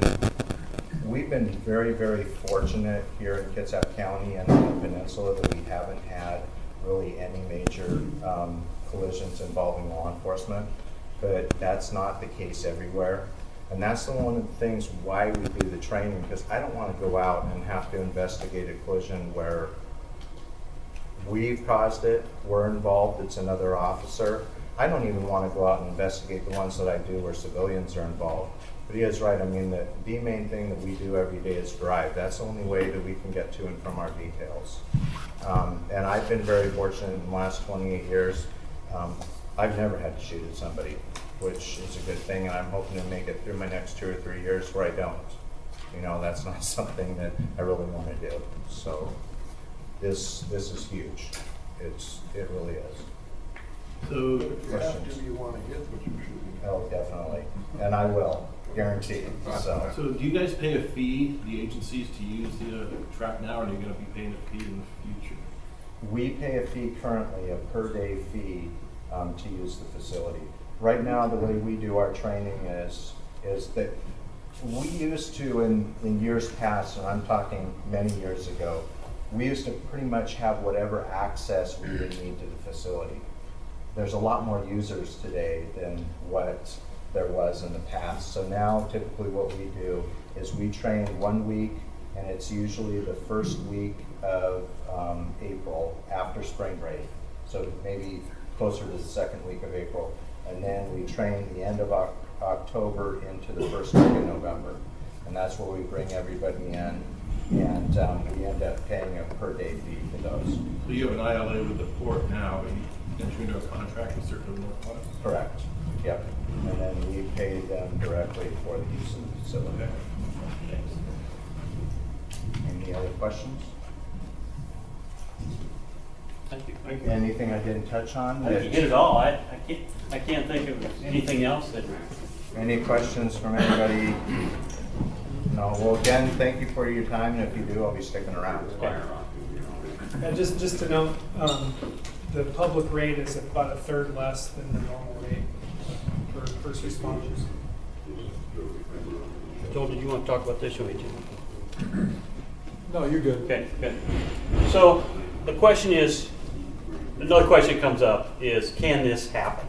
Will there be private financing involved and that we can acquire to get this project done, right? So we're asking for public funds to cover public facilities. Can we get the private facility money in as well? We've already started the whole process. So the process began with engaging and working with Columbia to start looking at the membership rates. So that's already begun. Another element we've already started working with is, and you'll hear about in a little bit, is the private investors. And we've got some private investors here that we'll introduce you to that have interest in the facility. So we wanted you to understand that we believe we have the money, or we'll get the money to get this facility done. So we know that's important to you as well. If you're going to make a commitment, we have to make sure we have our side covered as well. So here's some example of some of the existing letters of support that exist. You see Bainbridge Fire Department, you'll see some of the Kitsap school districts, Bremerton, South Kitsap, Port Orchard. All these letters should be in your packets, so you can read through those. Sergeant talked about the Kitsap Sheriff's Department as well. That should be in your packet as well. You can read that and see how they are interested in this facility and everything that they believe it can do at this facility. And one that I want Joel to talk about is really the Seattle Sports Commission and what they've said. I made the statement before that you could get $10 million for a weekend event. That wasn't me making that up. That wasn't my numbers. That was Seattle Sports Commission. And Joel, if you can just kind of go through that. Yeah, I have been in constant dialogue with Ralph Morton, Executive Director of Visit Seattle Sports Commission. I thought that concludes change. This is another event. Let me hand it out real quick. It was given to us just off presses from Ralph. He and his entire staff are out of the country, actually. As you know, they're one of the hottest sports commissions, as you know. But I was lucky enough in a young part of my career to work with Don Schumacher, who basically taught me how important sports commissions are. And he basically was the, I'd say, the father of the majority of the 50 state sports commissions. And to get an endorsement in the Seattle Sports Commission, Visit Seattle, is critical. The other letters of public support are just as critical, but since Ralph has appeared at the KPFD meetings in support, I thought I would read this really quickly, but it is critical to have their support. This is addressed to Brian dated April 15. Seattle Sports Commission is a strong supporter of your efforts to bring motorsports to the Pacific Northwest. Our organization led an influential group of more than 100 commissioners who believes in the power of sports and the impact it can have in the region. We're bringing the world to Seattle and uniting the region with sports. By encouraging vibrant sports culture, the SSC seeks to strengthen and promote a general engagement in athletics and bolster pride in our community. Motorsports in Kitsap County is a regional economic driver for tourism, business development, and serve as a hub, as an enthusiast of the hub. As a destination, it'll open the door to the entire Olympic Peninsula, along with businesses that will be looking to relocate to this region. Races at the facility and drivers at the track will fill hotel rooms, restaurants, expose people to immense opportunities that Kitsap has to offer. As Andy said, and as Tim has said, and is validated by SSC, one weekend alone can create $10 million of economic impact. Is just the tip of the iceberg. I'll pause right here and say that in Tim's study that was completed in September of 2018 in Brian's private documents, we're conservative. There are no public events that are included in the ability for this private portion of the master plan shows the 11 million. This will support it because we didn't include any public events. We have had discussions with a major sanctioning body, and they would be interested. And we have two examples, one that I just received and one that's in your packet, that shows that if we were to do 3 to 5 events, what kind of economic impact it would make on this region. Along with Ralph's line here, what is good for Kitsap is ultimately good to benefit the entire region. An attendee at the Circuit Northwest will spend money and will make their trip and make it an extended stay in your region. It opens the door for business development and more opportunity for the region to get involved in the automotive industry, as discussed earlier. This can include anything from product development to innovative work or on electric cars.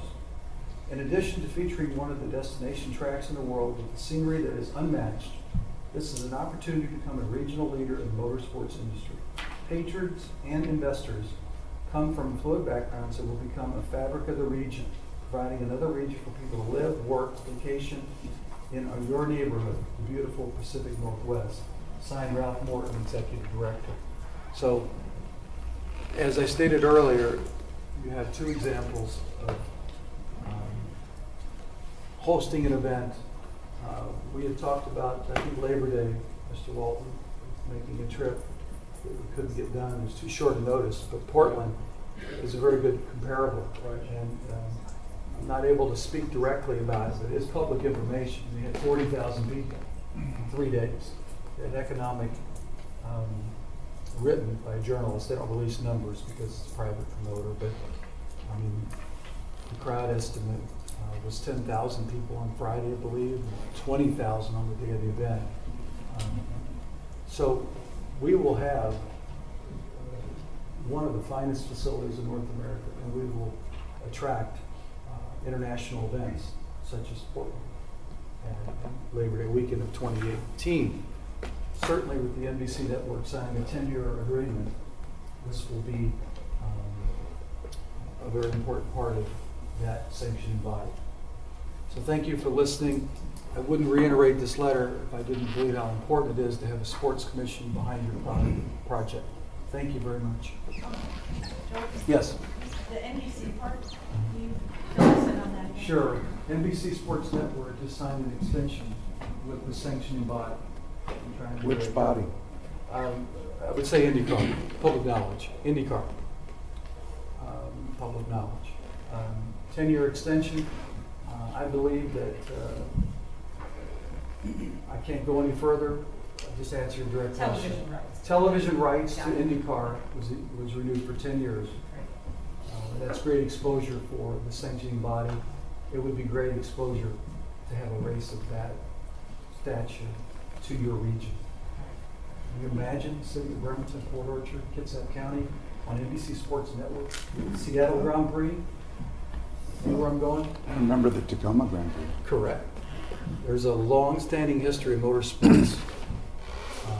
Actually, you pointed out we found a photo from 1957. Thank you, Aaron. Any other questions about the example event or the Seattle Sports Commission support? Thank you. Andy? To build on what we talked about getting things going and making sure we can meet the private investment into the project as well.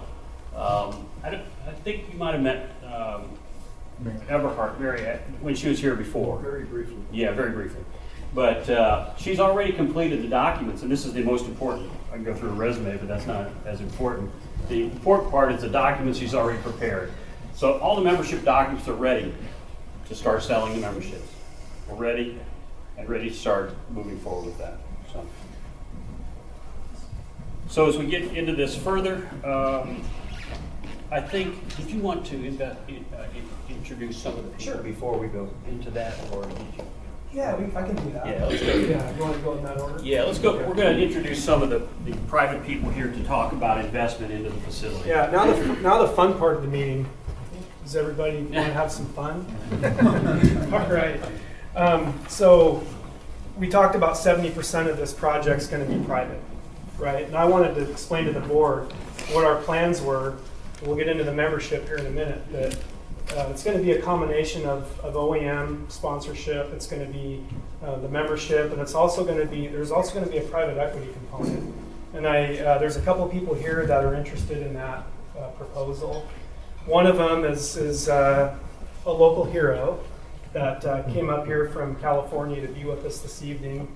He's won 74 national events and 10 championships. I guess he didn't want to win 100 because he retired early. But I'd like to welcome Ryan Villapoto. Ryan, why don't you come up here? And thanks for coming.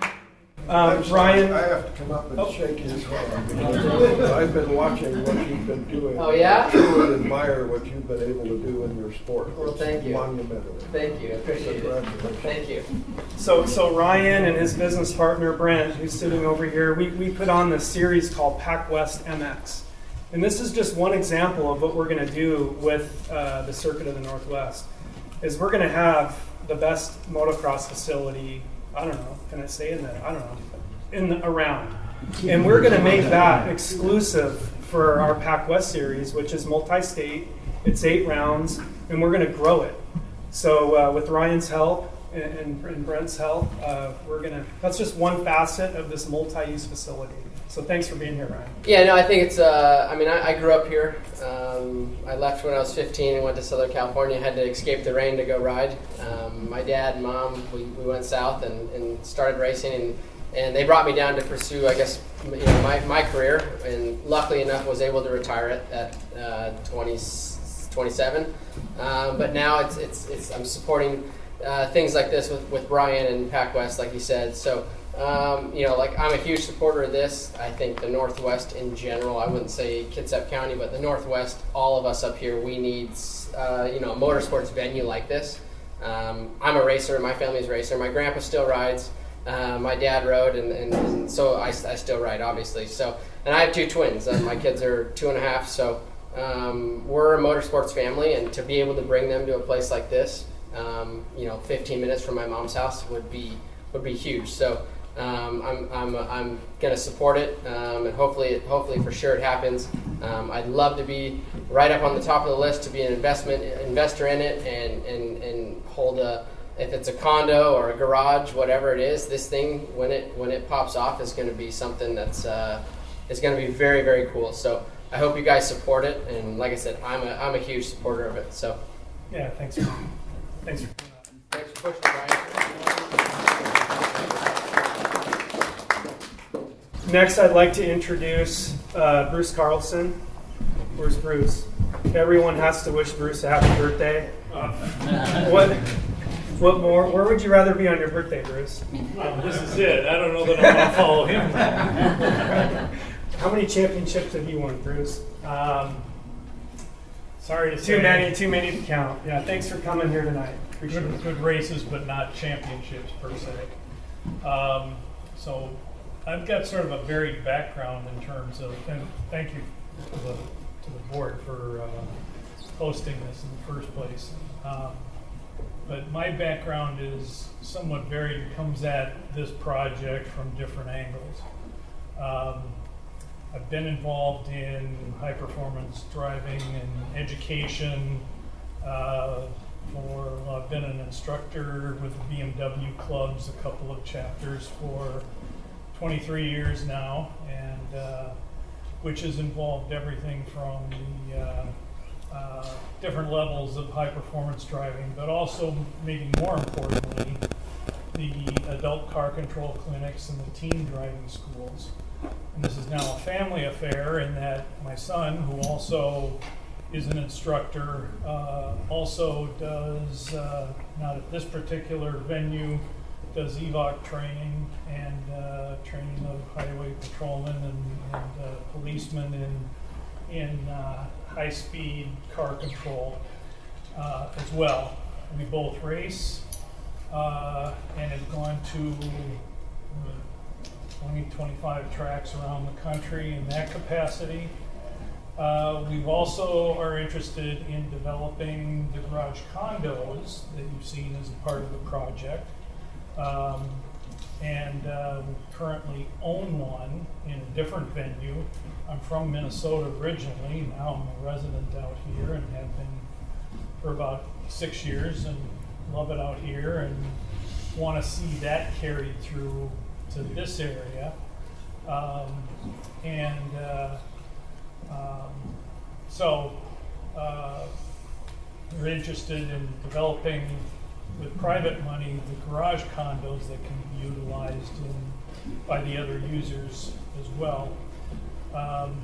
My business is I have a registered investment advisory firm, and I'm personally interested in investing in Brian's operation from an equity standpoint, as well as the membership, as well as the developmental piece with the garage condos.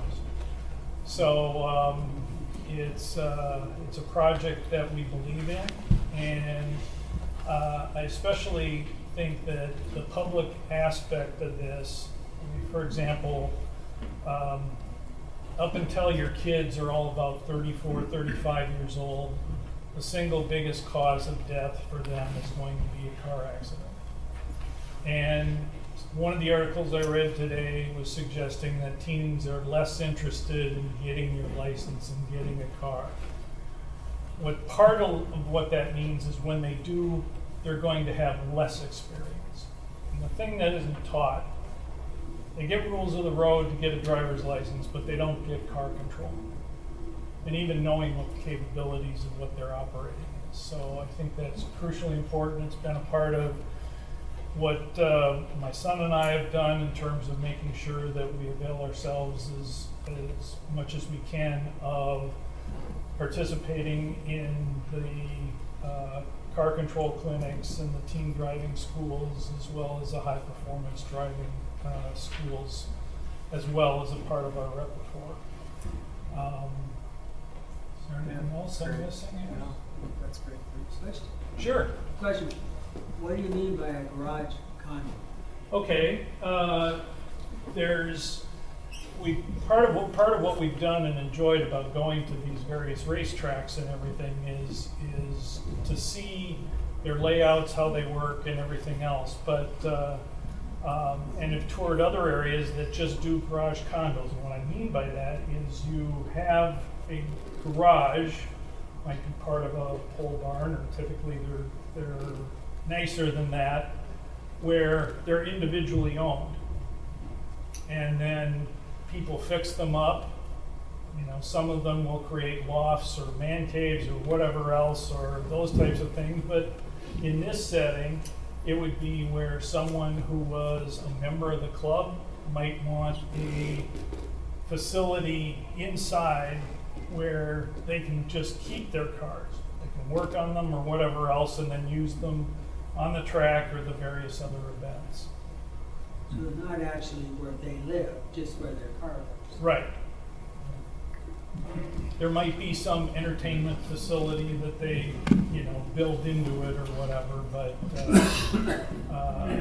that's the gist of it. And especially to begin with, there's going to be needed a bunch of other infrastructure to facilitate what the OEMs or the car clubs, when they come in to rent the facility to conduct their high-performance driving schools, those types of things will be needed.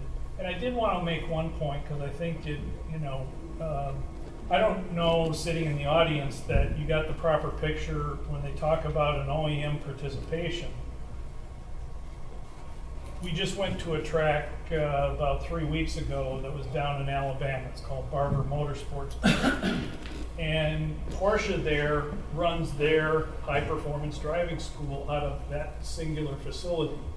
So when you drive in, there's 40 or 50 Porsches sitting there. So whether anybody comes in with anything else, it's meant to be a facility that they can bring people in and show off their cars and have them be familiar with it, product introductions. It might be, and all of the large manufacturers are doing this as a facility where it's cheaper for them to bring influence people in than it is to bring the cars or whatever to them wherever they happen to be. So it's not surprising that there's a great deal of interest in this kind of facility on the part of OEMs, and their presence here will be more than they just show up and do some testing. They might put a permanent facility to the point where it's and be bringing people into the area and through for product introductions, familiarity, high performance driving schools and things like that that are consistent with their brand. Correct. All right, thank you very much. I appreciate it. Thanks. We're talking about multi-use. That's one of the criteria that we need to adhere to.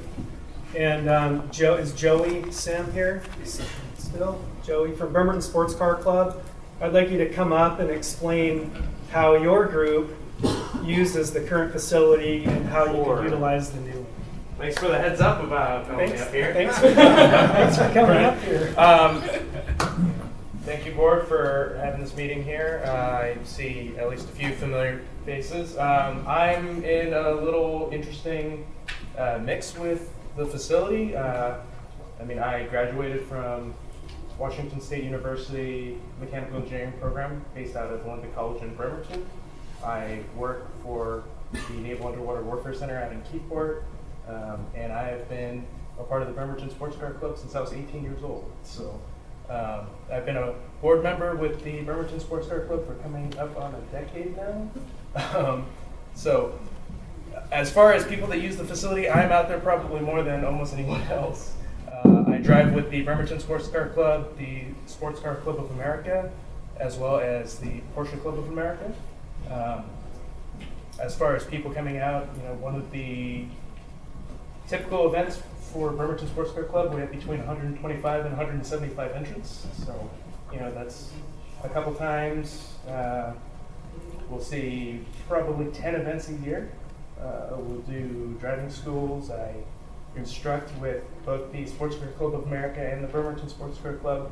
I'm also involved with the teens survival schools as well. So, this is a facility that has really shaped my life and my interactions and where I went to school and where I work. And this is really important for me to see this facility succeed and continue offering motorsports in the area. Thanks, Joe. Appreciate it. So if there's a full Santa can, Joe calls me, right, Joe? Yeah. Tate Matherly, come on up. Join the fun. Tate puts on off-road motorcycle events in a group called Team Tortoise, and I think you're the biggest around, aren't you? Yeah, one of the biggest. I'm small potatoes compared to some of you. Thank you, board, for listening to us. So, the biggest thing I can say about off-road racing, I know we heard a lot about motocross, which is an amazing sport. It's at a different level altogether. Off-road racing is a family, true family level of dirt bike racing. So we currently use a portion of the port through Brian's lease right now. We set up a course that's approximately 6 miles in length on existing trails in the moto track and some of the sort of obscure areas out there. So I have kids racing from 8 years old of age and under. I've got about 35 kids on average to our events. But the more unique thing is we have their moms racing. We have a class for women 30 and over. So we have 16 of those at our first race just a couple weeks ago. We had 16 ladies that we call them 29 and under. So what I'm getting at is it's a family event. Every aspect of the family is participating, from the little guys to the moms, and then of course the dads go out there and participate as well. We are the largest off-road series this side of the Mississippi, with the exception of one in Southern California. We average over 400 participants an event. And it varies a little different from some of the other racings where you can do multiple classes. When we have 400 participants, we have 400 people racing, not riding multiple classes. That's 400 people racing. So we get about 800 to 1,000 people through a gate at a lot of our events. So we weather the tours a lot of people, so that's a factor. We have schools given by one of the top off-road riders in the region to the kids on Saturdays. So we have education part of it too, training skills, helping them out, getting them, building their confidence. The biggest thing is family. I can show you, I wish I would have gotten this image to Brian, but I want to show you an image of an event, an off-road event that was taken 3 weeks ago. I hope it's still there. This is the off-road riding community. This is over in Odessa. There's 8,000 motorhomes there, all families of all ages of kids, moms, dads.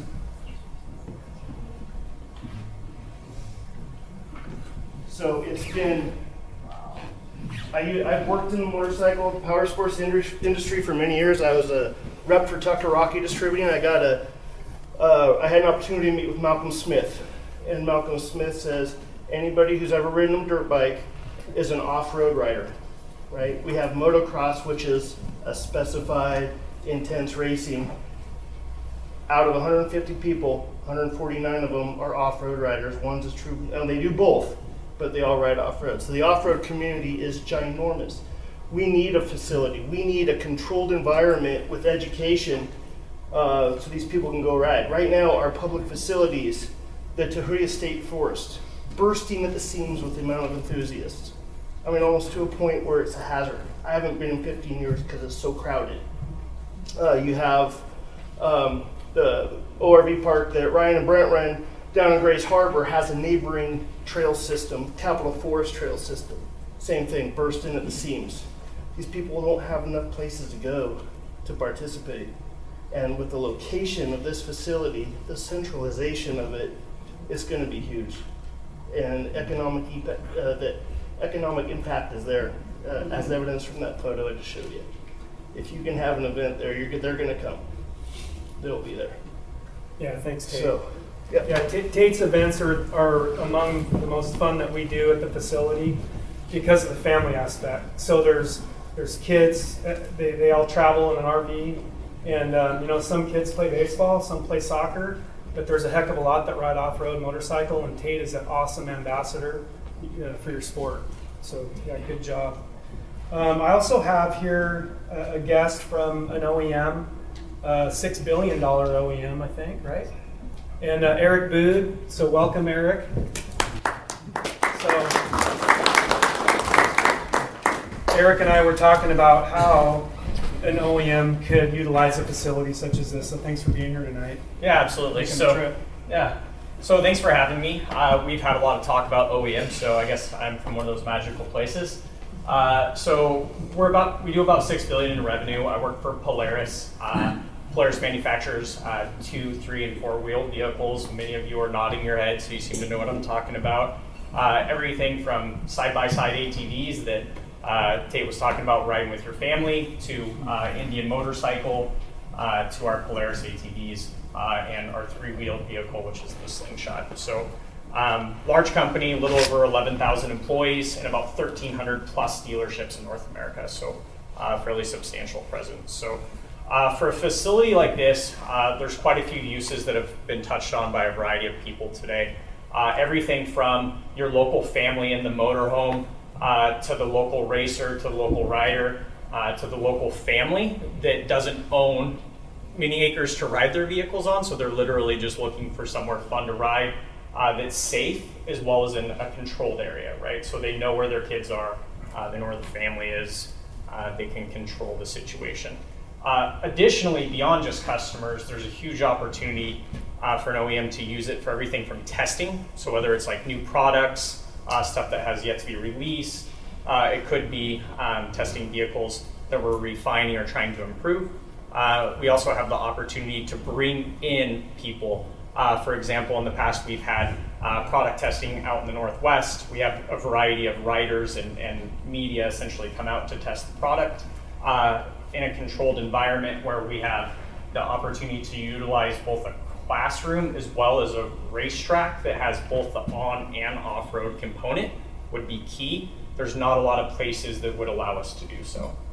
So we'd be able to utilize it for all of those reasons. Additionally, want to make sure I don't forget anything here. The customer experience center is key. Most of our products, customers need to go somewhere to experience it. Not everyone has the land or the ability to do it on their own, so this gives them that opportunity. Thanks, Eric. Excellent. Appreciate it.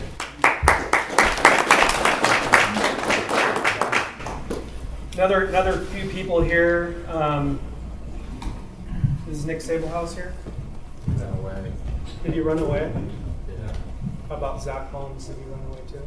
How about Mike Redlane? Oh, Zach's here. Yeah. Zach's over there, Brian. Oh, there he is. Okay, just a second. Mike, come on up. Thanks for coming tonight. You bet. Yeah, Mike's a really valuable customer for Brothers Power Sports, and he loves motorcycles, I think. And cars. And cars. Thanks for coming tonight. You bet. Appreciate Well, I just wanted to say thank you, first of all, for bringing this to our community, and thank you to the board for listening. But yeah, I just wanted to say, you know, this is a kind of a. I've been in this community my whole life, 60 years, and we've never had anything like this. And really, I think everybody said it all. But what I wanted to say was, we don't get these opportunities very often. This is kind of a once-in-a-lifetime opportunity for all of the Pacific Northwest, not just Kitsap County. Opportunity for revenue, opportunity for our families, you know, to ride, drive, whatever. But I just hope that we'll not let this one go. Yeah. And wanted to say thank you to everyone. Yeah, thank you. You bet. Zach, do you want to say a few words? Sure. Come on up. Sure.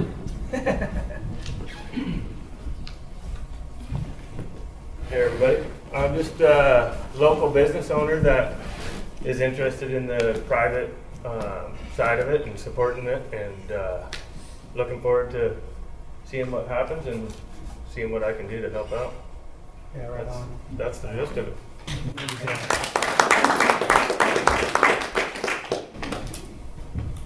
I think I'll turn it back over to Andy.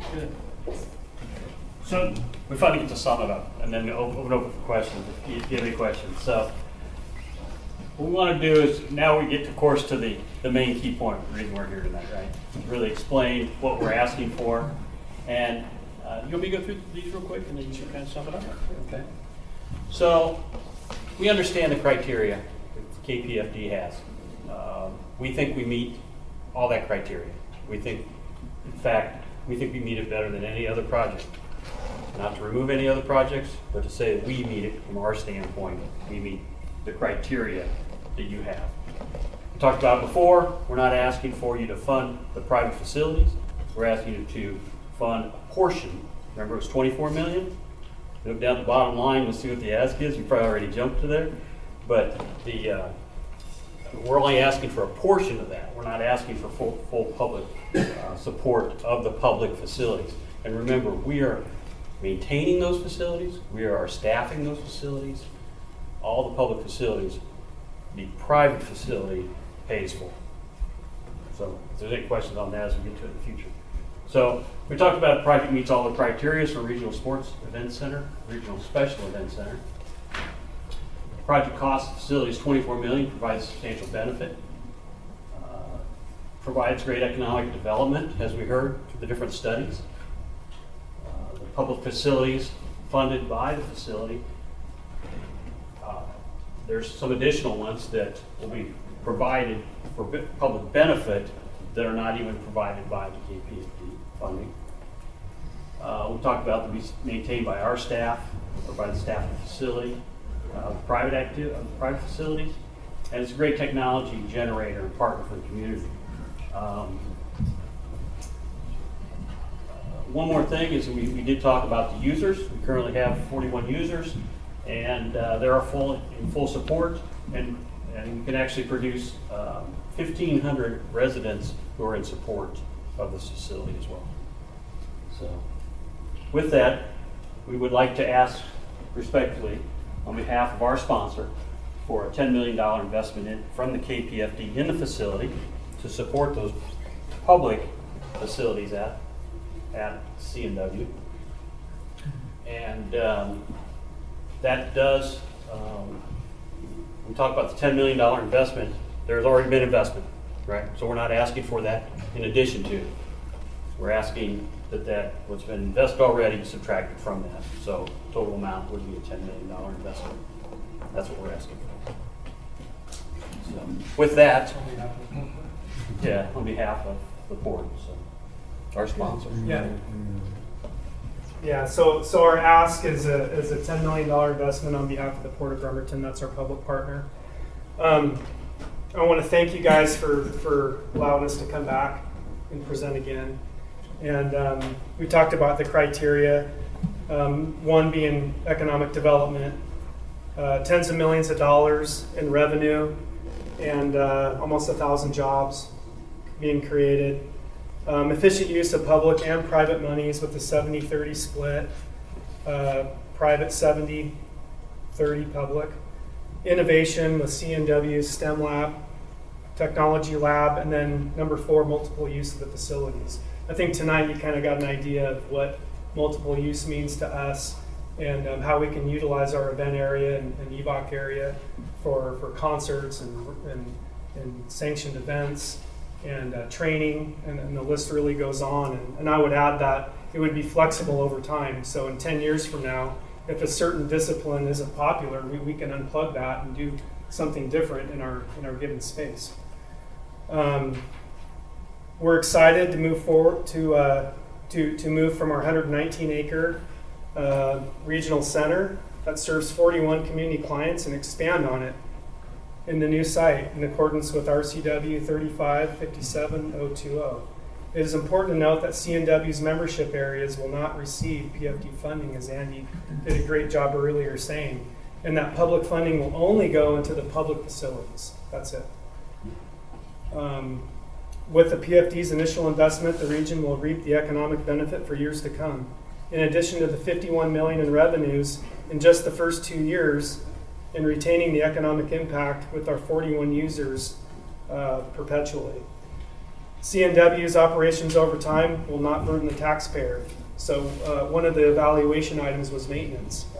We'll maintain the facility. We're not going to come back and ask you to repair a crack in the asphalt, for example. That's all done on the private side. So this would be seed money for the public use, and then perpetually we would maintain the facility as a whole. Public involvement in C&W doesn't happen without your help, and I ask respectfully for your support.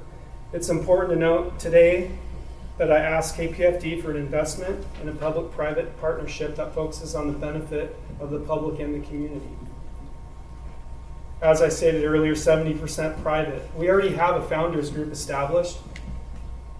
The current operation, we already have over 100 names that for our founders group. And now that we have our documents that I think, did you pass those around, Joel? Yeah. We have our membership documents that just got finalized last week. Now we'll be soliciting founders and we'll be able to accept deposits.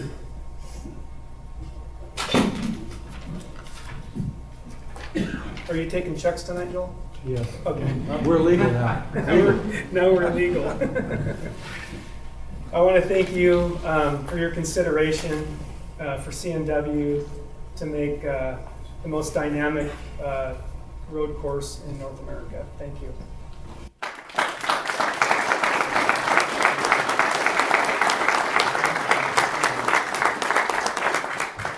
At this point, questions? We do have time for questions. We had a lot of people come up here. Any questions that you might have? Are you gonna? Yeah, sure. you What gonna- we'll do is ask the board first, and then we'll come to the audience if that's okay. So you're looking for 10 million from the PFD and about 5 million in private equity funding, and the remaining 20 million in private memberships. And I'm sure my answer to my question is in here somewhere. Yeah, you got to go through that. But yeah, I saw that you're looking for 300 founding memberships. What does a founding membership cost?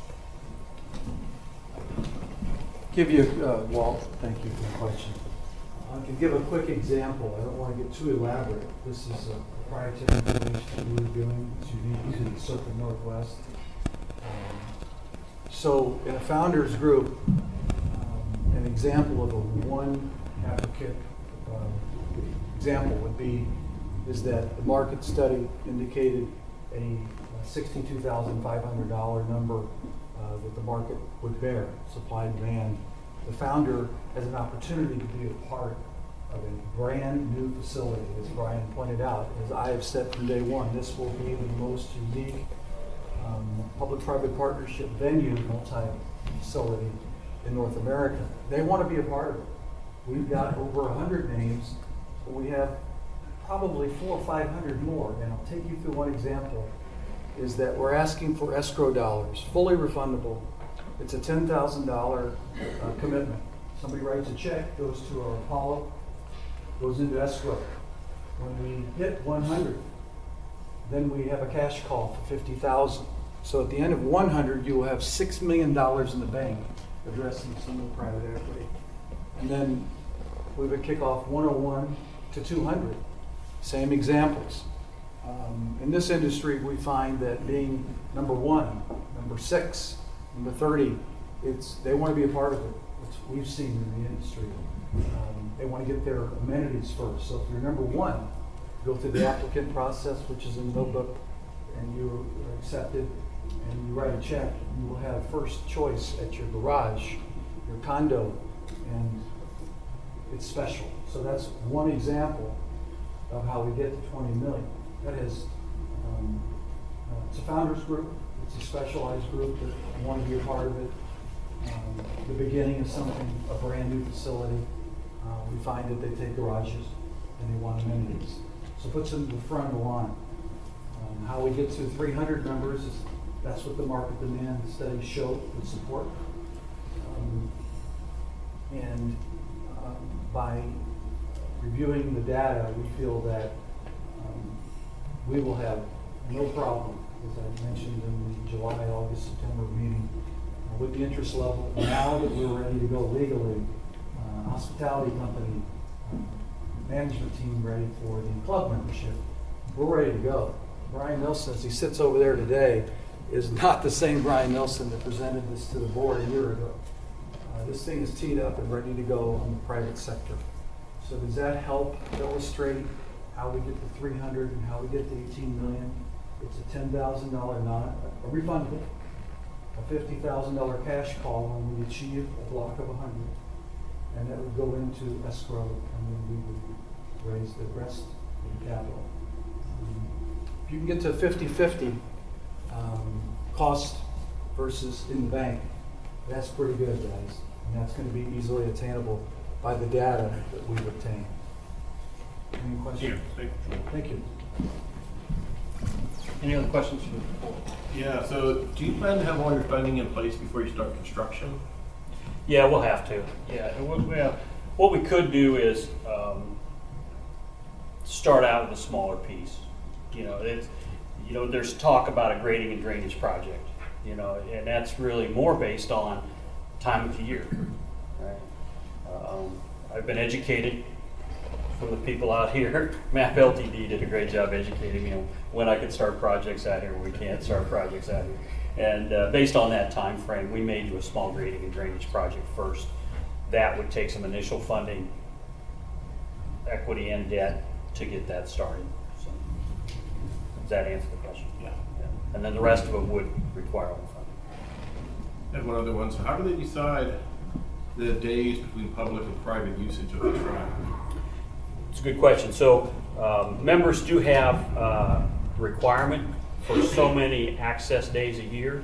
But let me go back to, if you don't mind, let me go back to this picture again.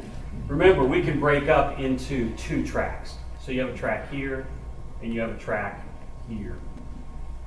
So the club is set up so they have their own entry, their own pit area, so that they can access this piece even if this one is being used for public facilities use.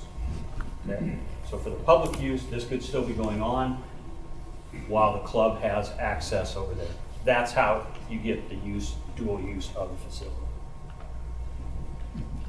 So would you highlight the areas that we would be involved in funding? Yeah.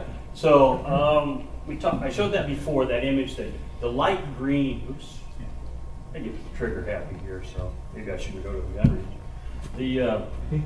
The dark green right here, those are the private facilities. It's the Oem Center, the membership, and the private garages. The rest of everything else in the light green, that's all public use facilities. So KPFD funding is really going to fund all those public access facilities. Those public access happens a number of ways.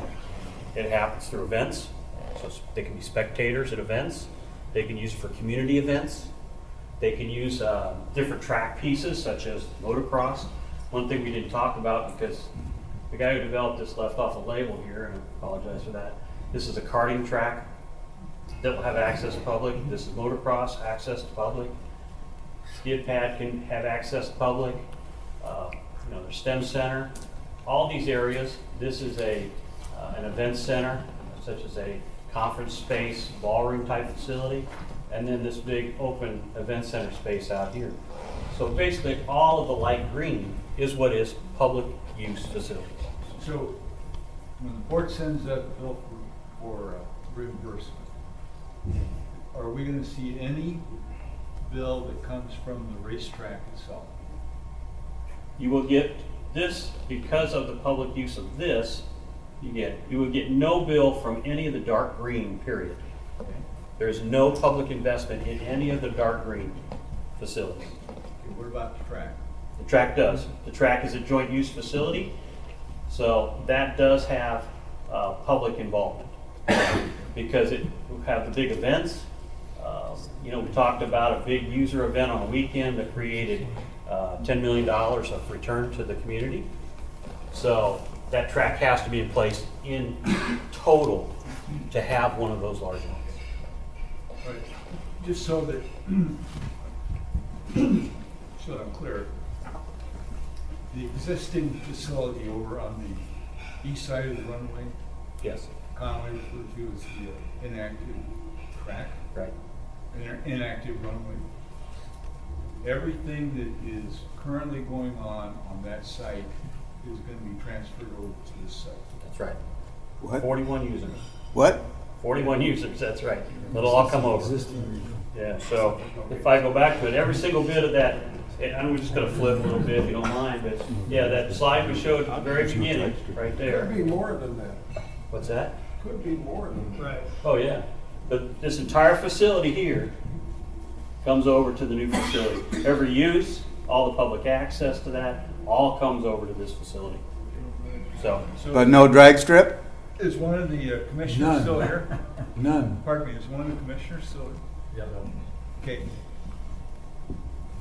What's going to happen to that area that causes them to be moved? sure. We'll talk about it.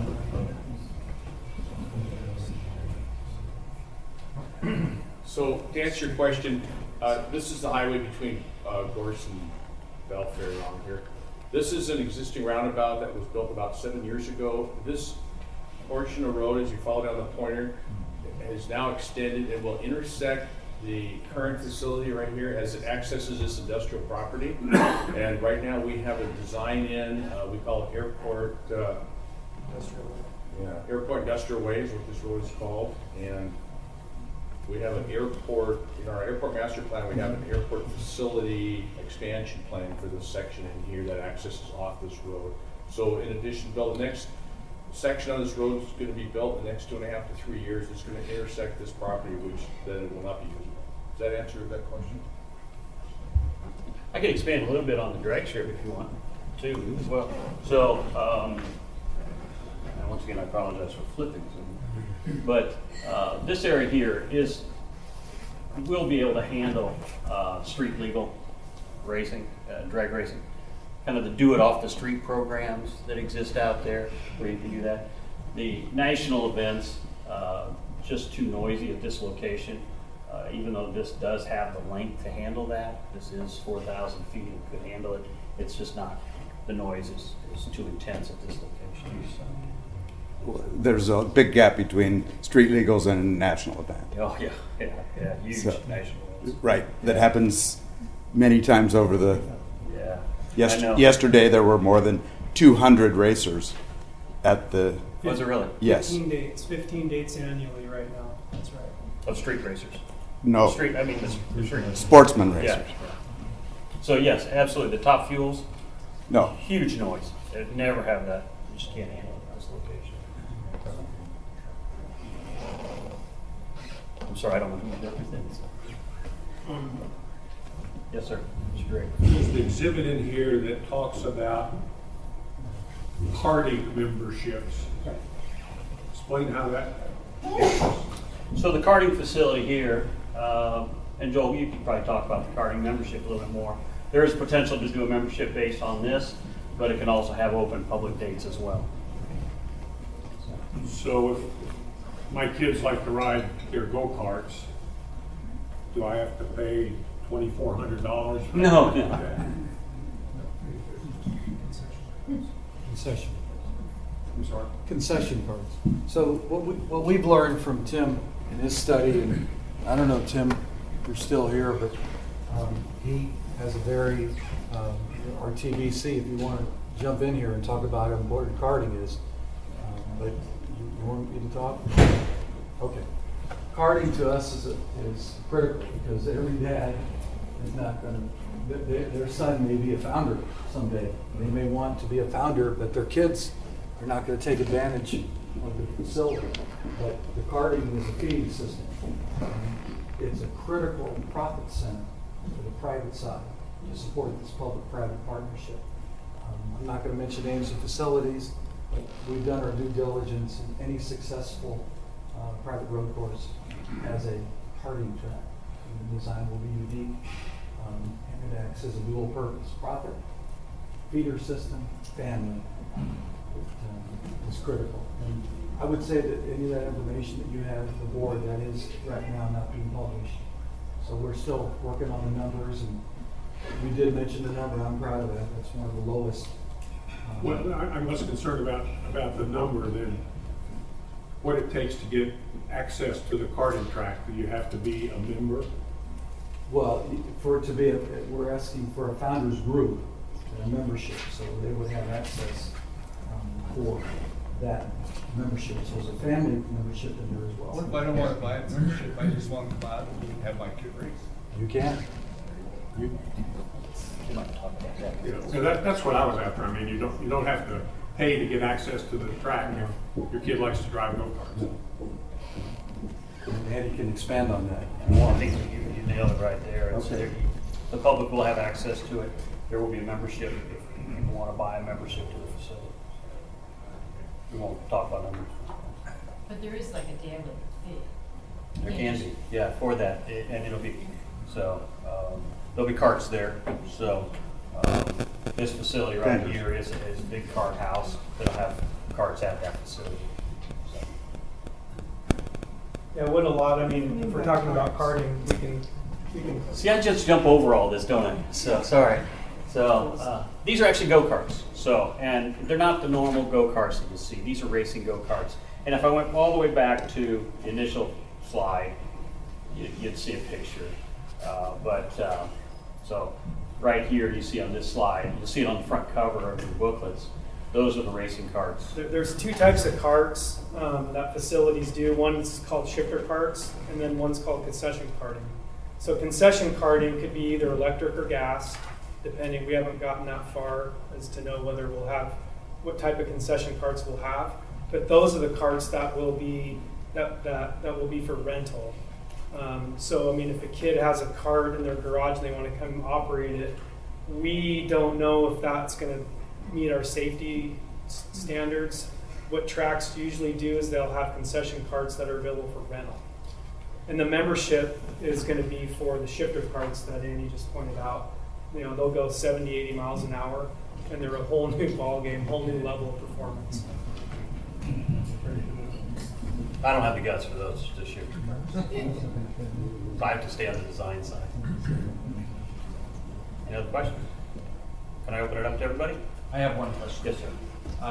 You talked about potentially hosting what you call sanctioned events, which I assume are large. What is the seating capacity? Because just in this schematic, it doesn't appear that it's significant. So how would you handle that? Would you have portable seating? Yes. So we try to stay on the natural basis to start with. You'll see this is all hillside seating here. This is terraced hillside seating. We then would have to go to temporary bleachers then from there. We don't want the look of bleachers out there. We don't, since you never design a facility for a single use, a large single use, right? So you bring in temps. So we use temporary above grade and then still keep all of the hillside seating. So. And spectator mounts too. There'll be spectator mounts, all different locations, infield, along the outside here. If you've asked for 10 million investment from the PFD, if you were to get 4 million of that, what would you do? What would that mean to the project? If you were to get 0, what would that do to the project? So, I hate the 0 number, but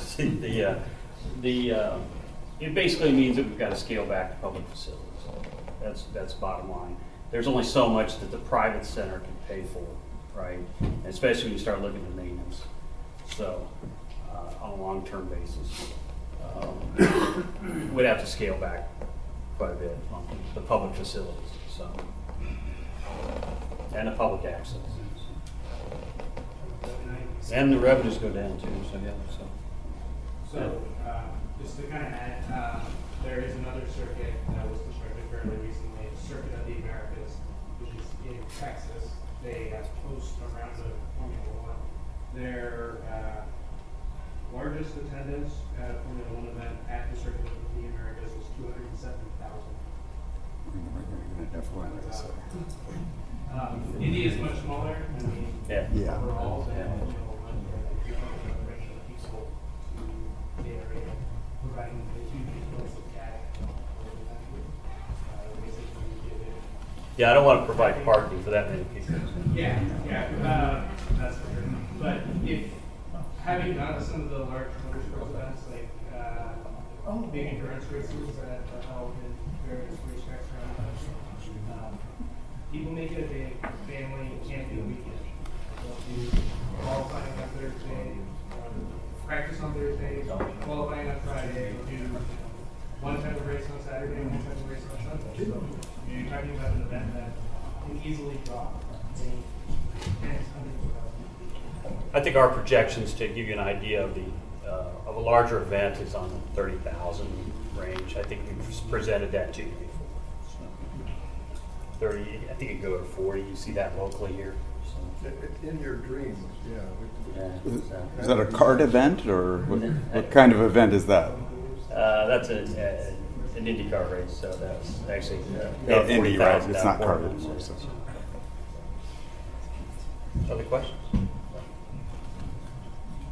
Okay. I guess, is it okay if I open it up to the crowd, or do you want to do it? No, we have a list of speakers. Oh, very good. We'll go through the designated speakers that have signed up on the list. Hey, Mike.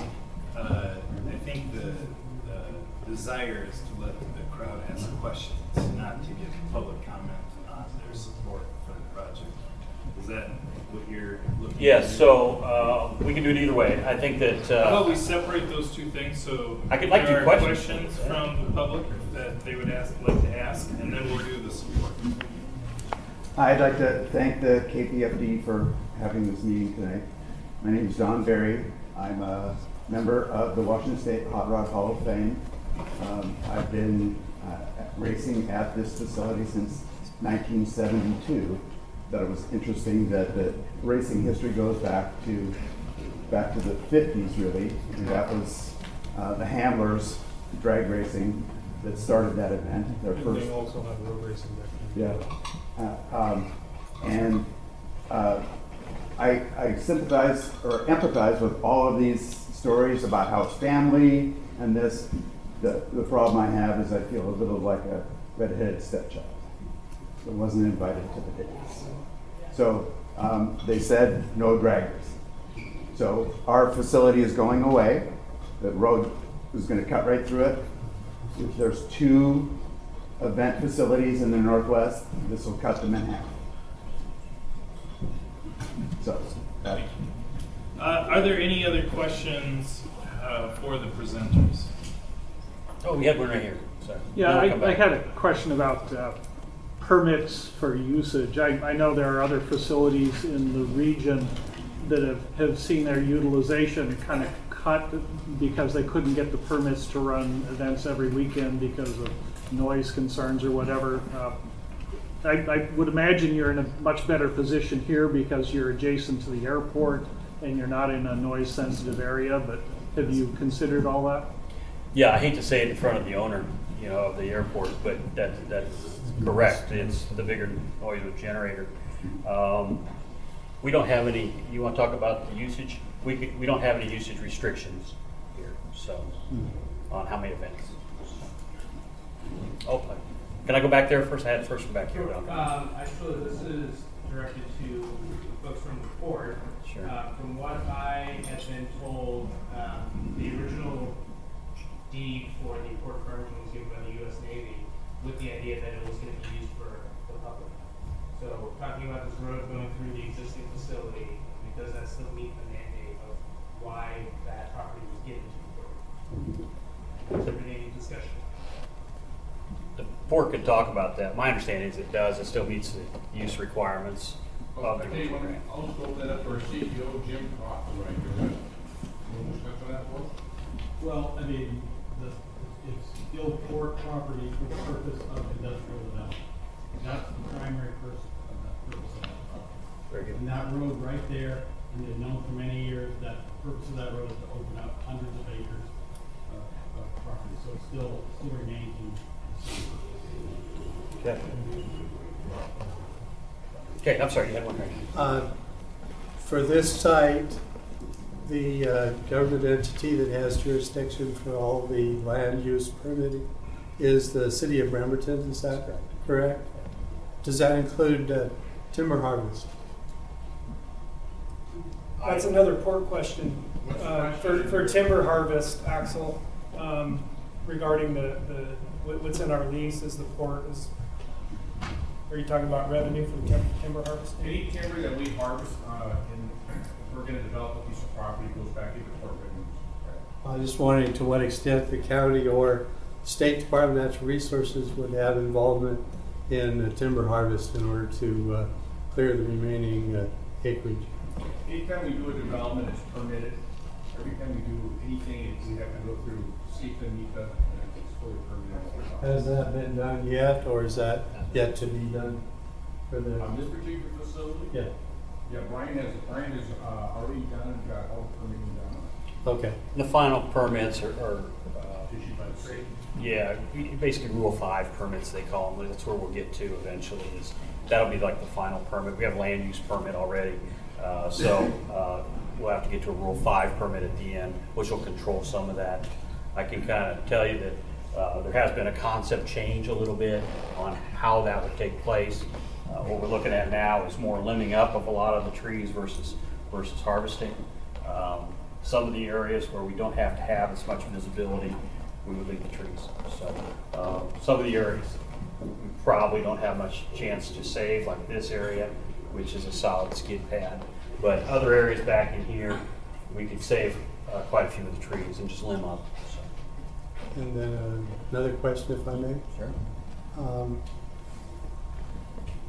You haven't been tasked with doing anything concerning the capacity of State Route 3 along there? We have been, actually. So Okay. in the Can you original address that? land use plan, there were some constraints. So, and we still have those constraints in place. And those constraints include traffic studies. Once we define the final users, the final usage, we have to go back and modify the traffic study. So a traffic study is has partially been done and will be completed when you have more use information? Best way to say it right there. That's absolutely right. So, way back in the back. I think it'd be more clear on the drag race portion, use of the track compared to what you have available for the new facility compared to what's being used now. Yeah, you know, thanks. What's going on there now, we don't have copies. It's a great question, and you know, if it's the elephant in the room, I know drag racing has been a heritage for decades, and the uses that are here are maximizing the given piece of ground that we have to work with. One of the major reasons why the port hasn't developed this land is because of topography, and that creates a huge development cost. And so you can kind of tell it's a weird piece of land. It's got some wetlands, so it really crunches the use into a narrow area that has topography, which topography is bad for development, but it's good for a road course.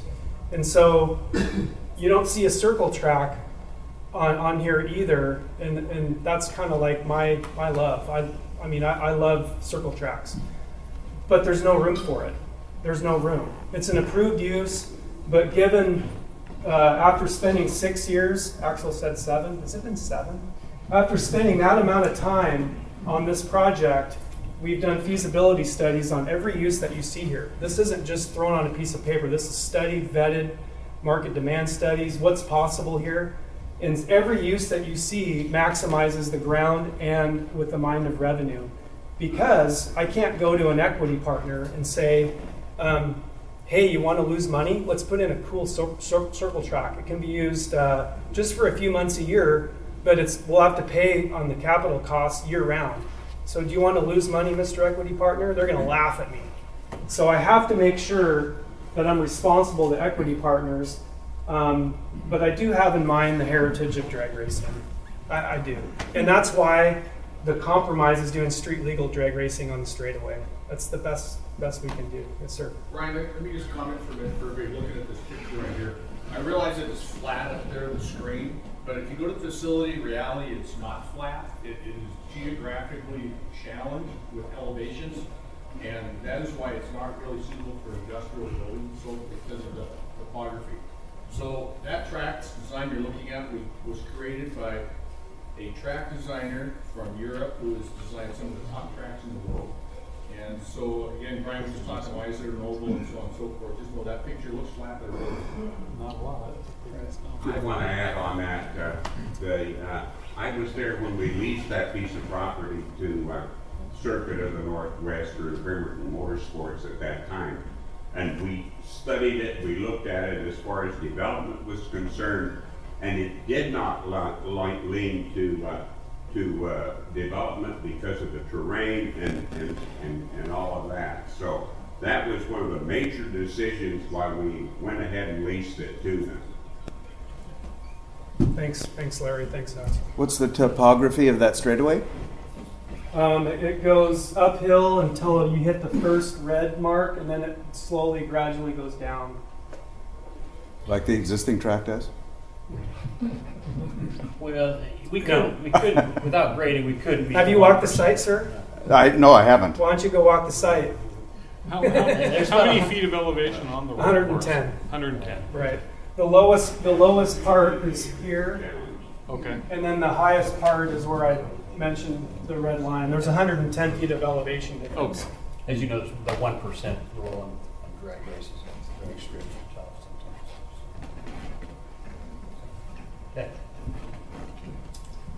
All right, let's move to public comment. Number one on the list is Pete Crane. Pete, are you still here? I'm still here. Regarding public comment, we're at 8:07 right now. What we have done with all public comment for these projects is give you a 3-minute time limit. Okay, I'll make it real quick. I'll make it quicker than I was going to. First of all, thank you for being here. You guys have suffered many of the meetings, and I appreciate what you're doing for the Kitsap County. It's this nobody ever thanks you for that. So let me thank you for that. Also, I'm not here to talk about the details of this. I'm not qualified to do that. There are far more people qualified. I just want to talk about economic development. I mean, I've spent most of my life in Kitsap County. I came over here as the Trident coordinator for the community impact. And I've worked on the Economic Development Council for 20 years. I was on the Olympic College board. I was on the library board. I think I know something about economic development. These projects don't come along every day. I mean, you have an opportunity to do something for the community that not everybody gets to do. There's an expression that I heard recently, which made a lot of sense to me, and that was, it's a Native American expression that says, how is this going to impact my grandkids' grandkids? How is this going to impact my grandkids' grandkids? People we will never, ever know. They will go to this facility. They will go to the STEM classes. They will go to concerts there. They will watch the racetracks. They will do the stuff that is going to be stuff that we don't get to do. They will not know that you had the opportunity to vote for this because you did this back in 2019. You did this many years before they were born. Think about your grandkids when you make this vote, because this is what Kitsap County should be doing, and we have the opportunity to do it once, only once. Thanks.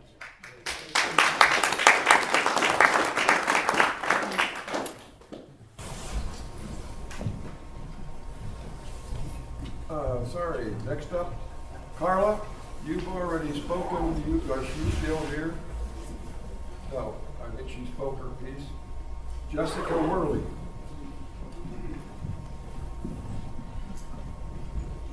Good evening. Thank you for having me here. I've never talked in public like this. I was in the Marine Corps and stuff like that, so I've done presentations and stuff, worked for the Navy.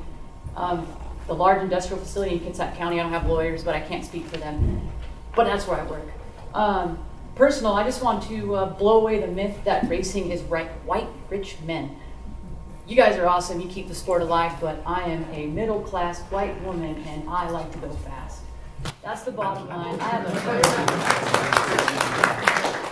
a Toyota 86. I just bought it. God knows I want to do, what is it, 112 or 120. How fast does a Toyota 86 go? He probably knows back there. I want to go that fast. I grew up on dirt bikes. 13 years old, I was riding out in Tahuya, moved up to ATVs, four-wheelers, and then Jeeps. Now I got too many of those. I was in law enforcement, so I can attest to the fact that cone courses are completely different than road courses when you're doing training. Cone courses don't give you what you need to for high speed. There's that. For sports and stuff, I came out of the Marine Corps, my body's broken, my knees are bad. I can't go run across a football field or soccer field. I can't play baseball really anymore, but I can drive fast in a car and get my adrenaline rush. You know what I mean? Like, that's what I got. That's all I got. I can't go up and down stairs. I can't do any of that kind of stuff. For STEM and teaching, I can tell you that anything that the kids get out here for school and training and stuff like that will be good for the local large industrial facility the Navy owns. It'll be great for that. It'll bridge that gap. You know, we'll have people coming in working for us that are first-time employees, kids and stuff, that'll have mechanical experience. They'll be able to be paid more initially starting in the shift over there. For grudge matches and stuff like that. Like, I'd love to pull up to somebody in a parking lot and be like, I bet mine goes faster. Okay, well, on Tuesday night, they have open track day for $100, $50, hopefully less than $100. Wink nod. And you can go out there and you can do a time trial race, you know, not head to head, because that's kind of dangerous for new people, but you go, you know, well, I did 5 minutes around the track and I did 4 minutes and 59 seconds. Well, if I win, then I get a little trophy or something. I don't know. Whatever. Driver's training and safety. I always push every vehicle I own. There's a trooper or the deputy still here. I go out to a dart somewhere in a back road and drive my cars as fast as I can. So I know what they do in a situation. I go out in the snow and I do dumb stuff in my Jeep. So I know what they can do. I do these on public. I used to do them on public roads. Do it in Mexico now. But yeah, Mexico. But here in this track, I can go out, maybe snow courses, snow track racing. You take your Jeep out there, whatever, car training, stuff like that. You could do that. Learn what your car does in a bad situation. That's what I would like to see in this. I got that training in the suburbs of Chicago. There you go. See, I did this last winter snowpocalypse. I drove my Jeep all over the county, never got stuck. Why? Because I go out and drive my Jeep in that kind of environment before I need to go somewhere. Tourism, I drove to Spokane right after work, got off work, drove straight to Spokane, got a hotel room, stayed the night, raced on a track, went out to dinner with my friends, and then jetted home. That was like a day and a half. That's tourism. I spent money, got dinner, you know, stuff like that. That's blue-collar racer in their stock car that I blew up. Thank you. Thank you. You're welcome. The 3 minutes went by. Okay, bye. Thank you. You did an excellent job.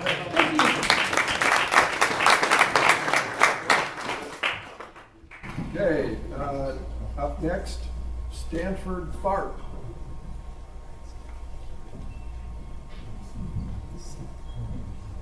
Thanks for signing up, Stanford. You're welcome. Sorry, I've got a bit of a cold. I have better days, but thank you. Move a little farther over. I know. Right. So, no, that's not right. Whoa, Come out of the that's a line. little too far. I did want to thank the entire board for the consideration you've been giving. I think that it's really important to understand it's been a 7-year project and it's been vetted in different ways. I also think that there's no other project that's being represented in the group of projects that are tied to an economic potential development growth such as the Port Authority. It does not exist. You have the beginning of what was done correctly. The very best was hired to do that. He could have gone El Cheapo, that he did not. The one thing that's impressed me about Brian, he is a true vision maker. Please appreciate that. How important is it to make a vision and then to be able to sell it and have people who buy into it?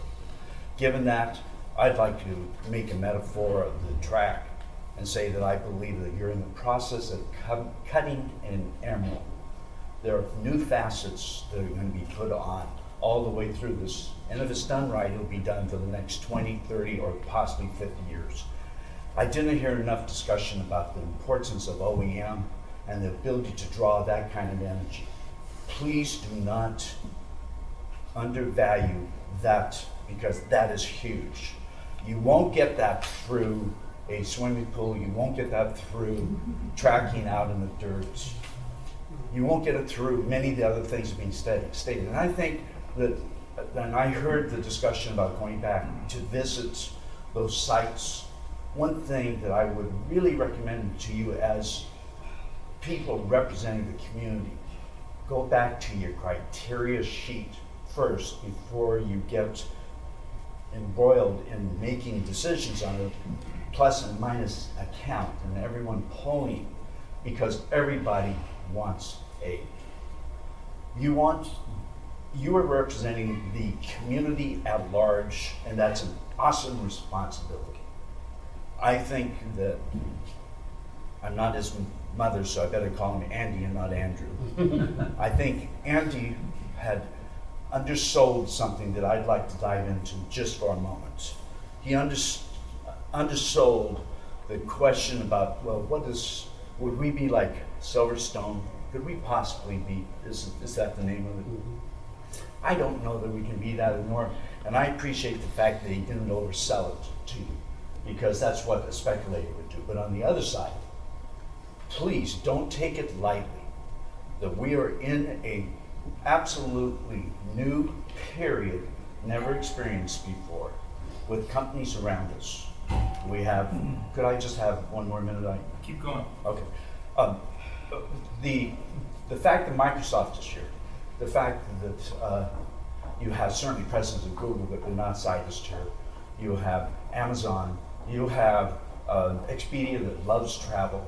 You really are dealing with powerhouse things that Silverstone was not dealing with. If you will support, the important thing is, there's a fellow by the name of Peter Senge who wrote The Necessary Revolution. He was in change management theory out of MIT, the #1 guy.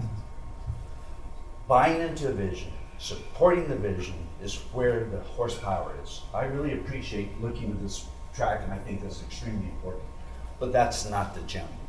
That's the beginning of the gym. That's where you bring the people together. That's where you save lives. That's where you teach people to do things, and you can race. But you're going to have world-class people that are going into what I call event-driven management. That means anything moves going to real-time capability. When I say real-time, I'm speaking about if you have driving cars and you want to know the weight factor next to you and the speed going, the ricochet over it, our cars are just going to get smarter to be able to critically make a decision. We want our kids growing up at a facility that will bring in passion. It's so far beyond learning to drive a car fast. It's the passion of learning and seeing what they're good at. And I would like to see a facility that helps them move on to carry that passion. So thank you, Stanford. So that's what I have to say.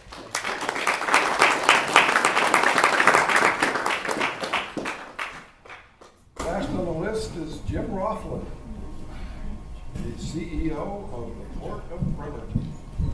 We'll keep it under 3 minutes. Back in 18...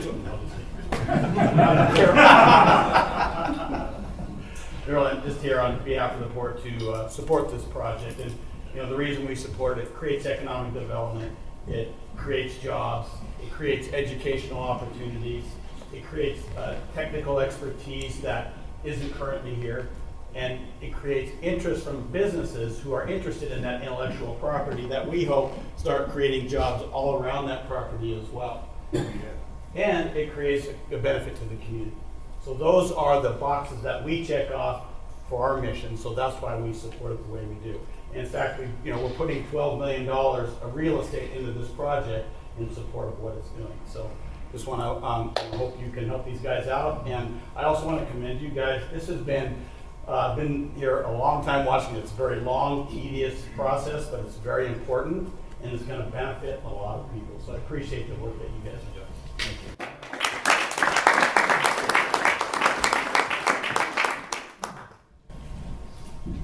That's it on the list.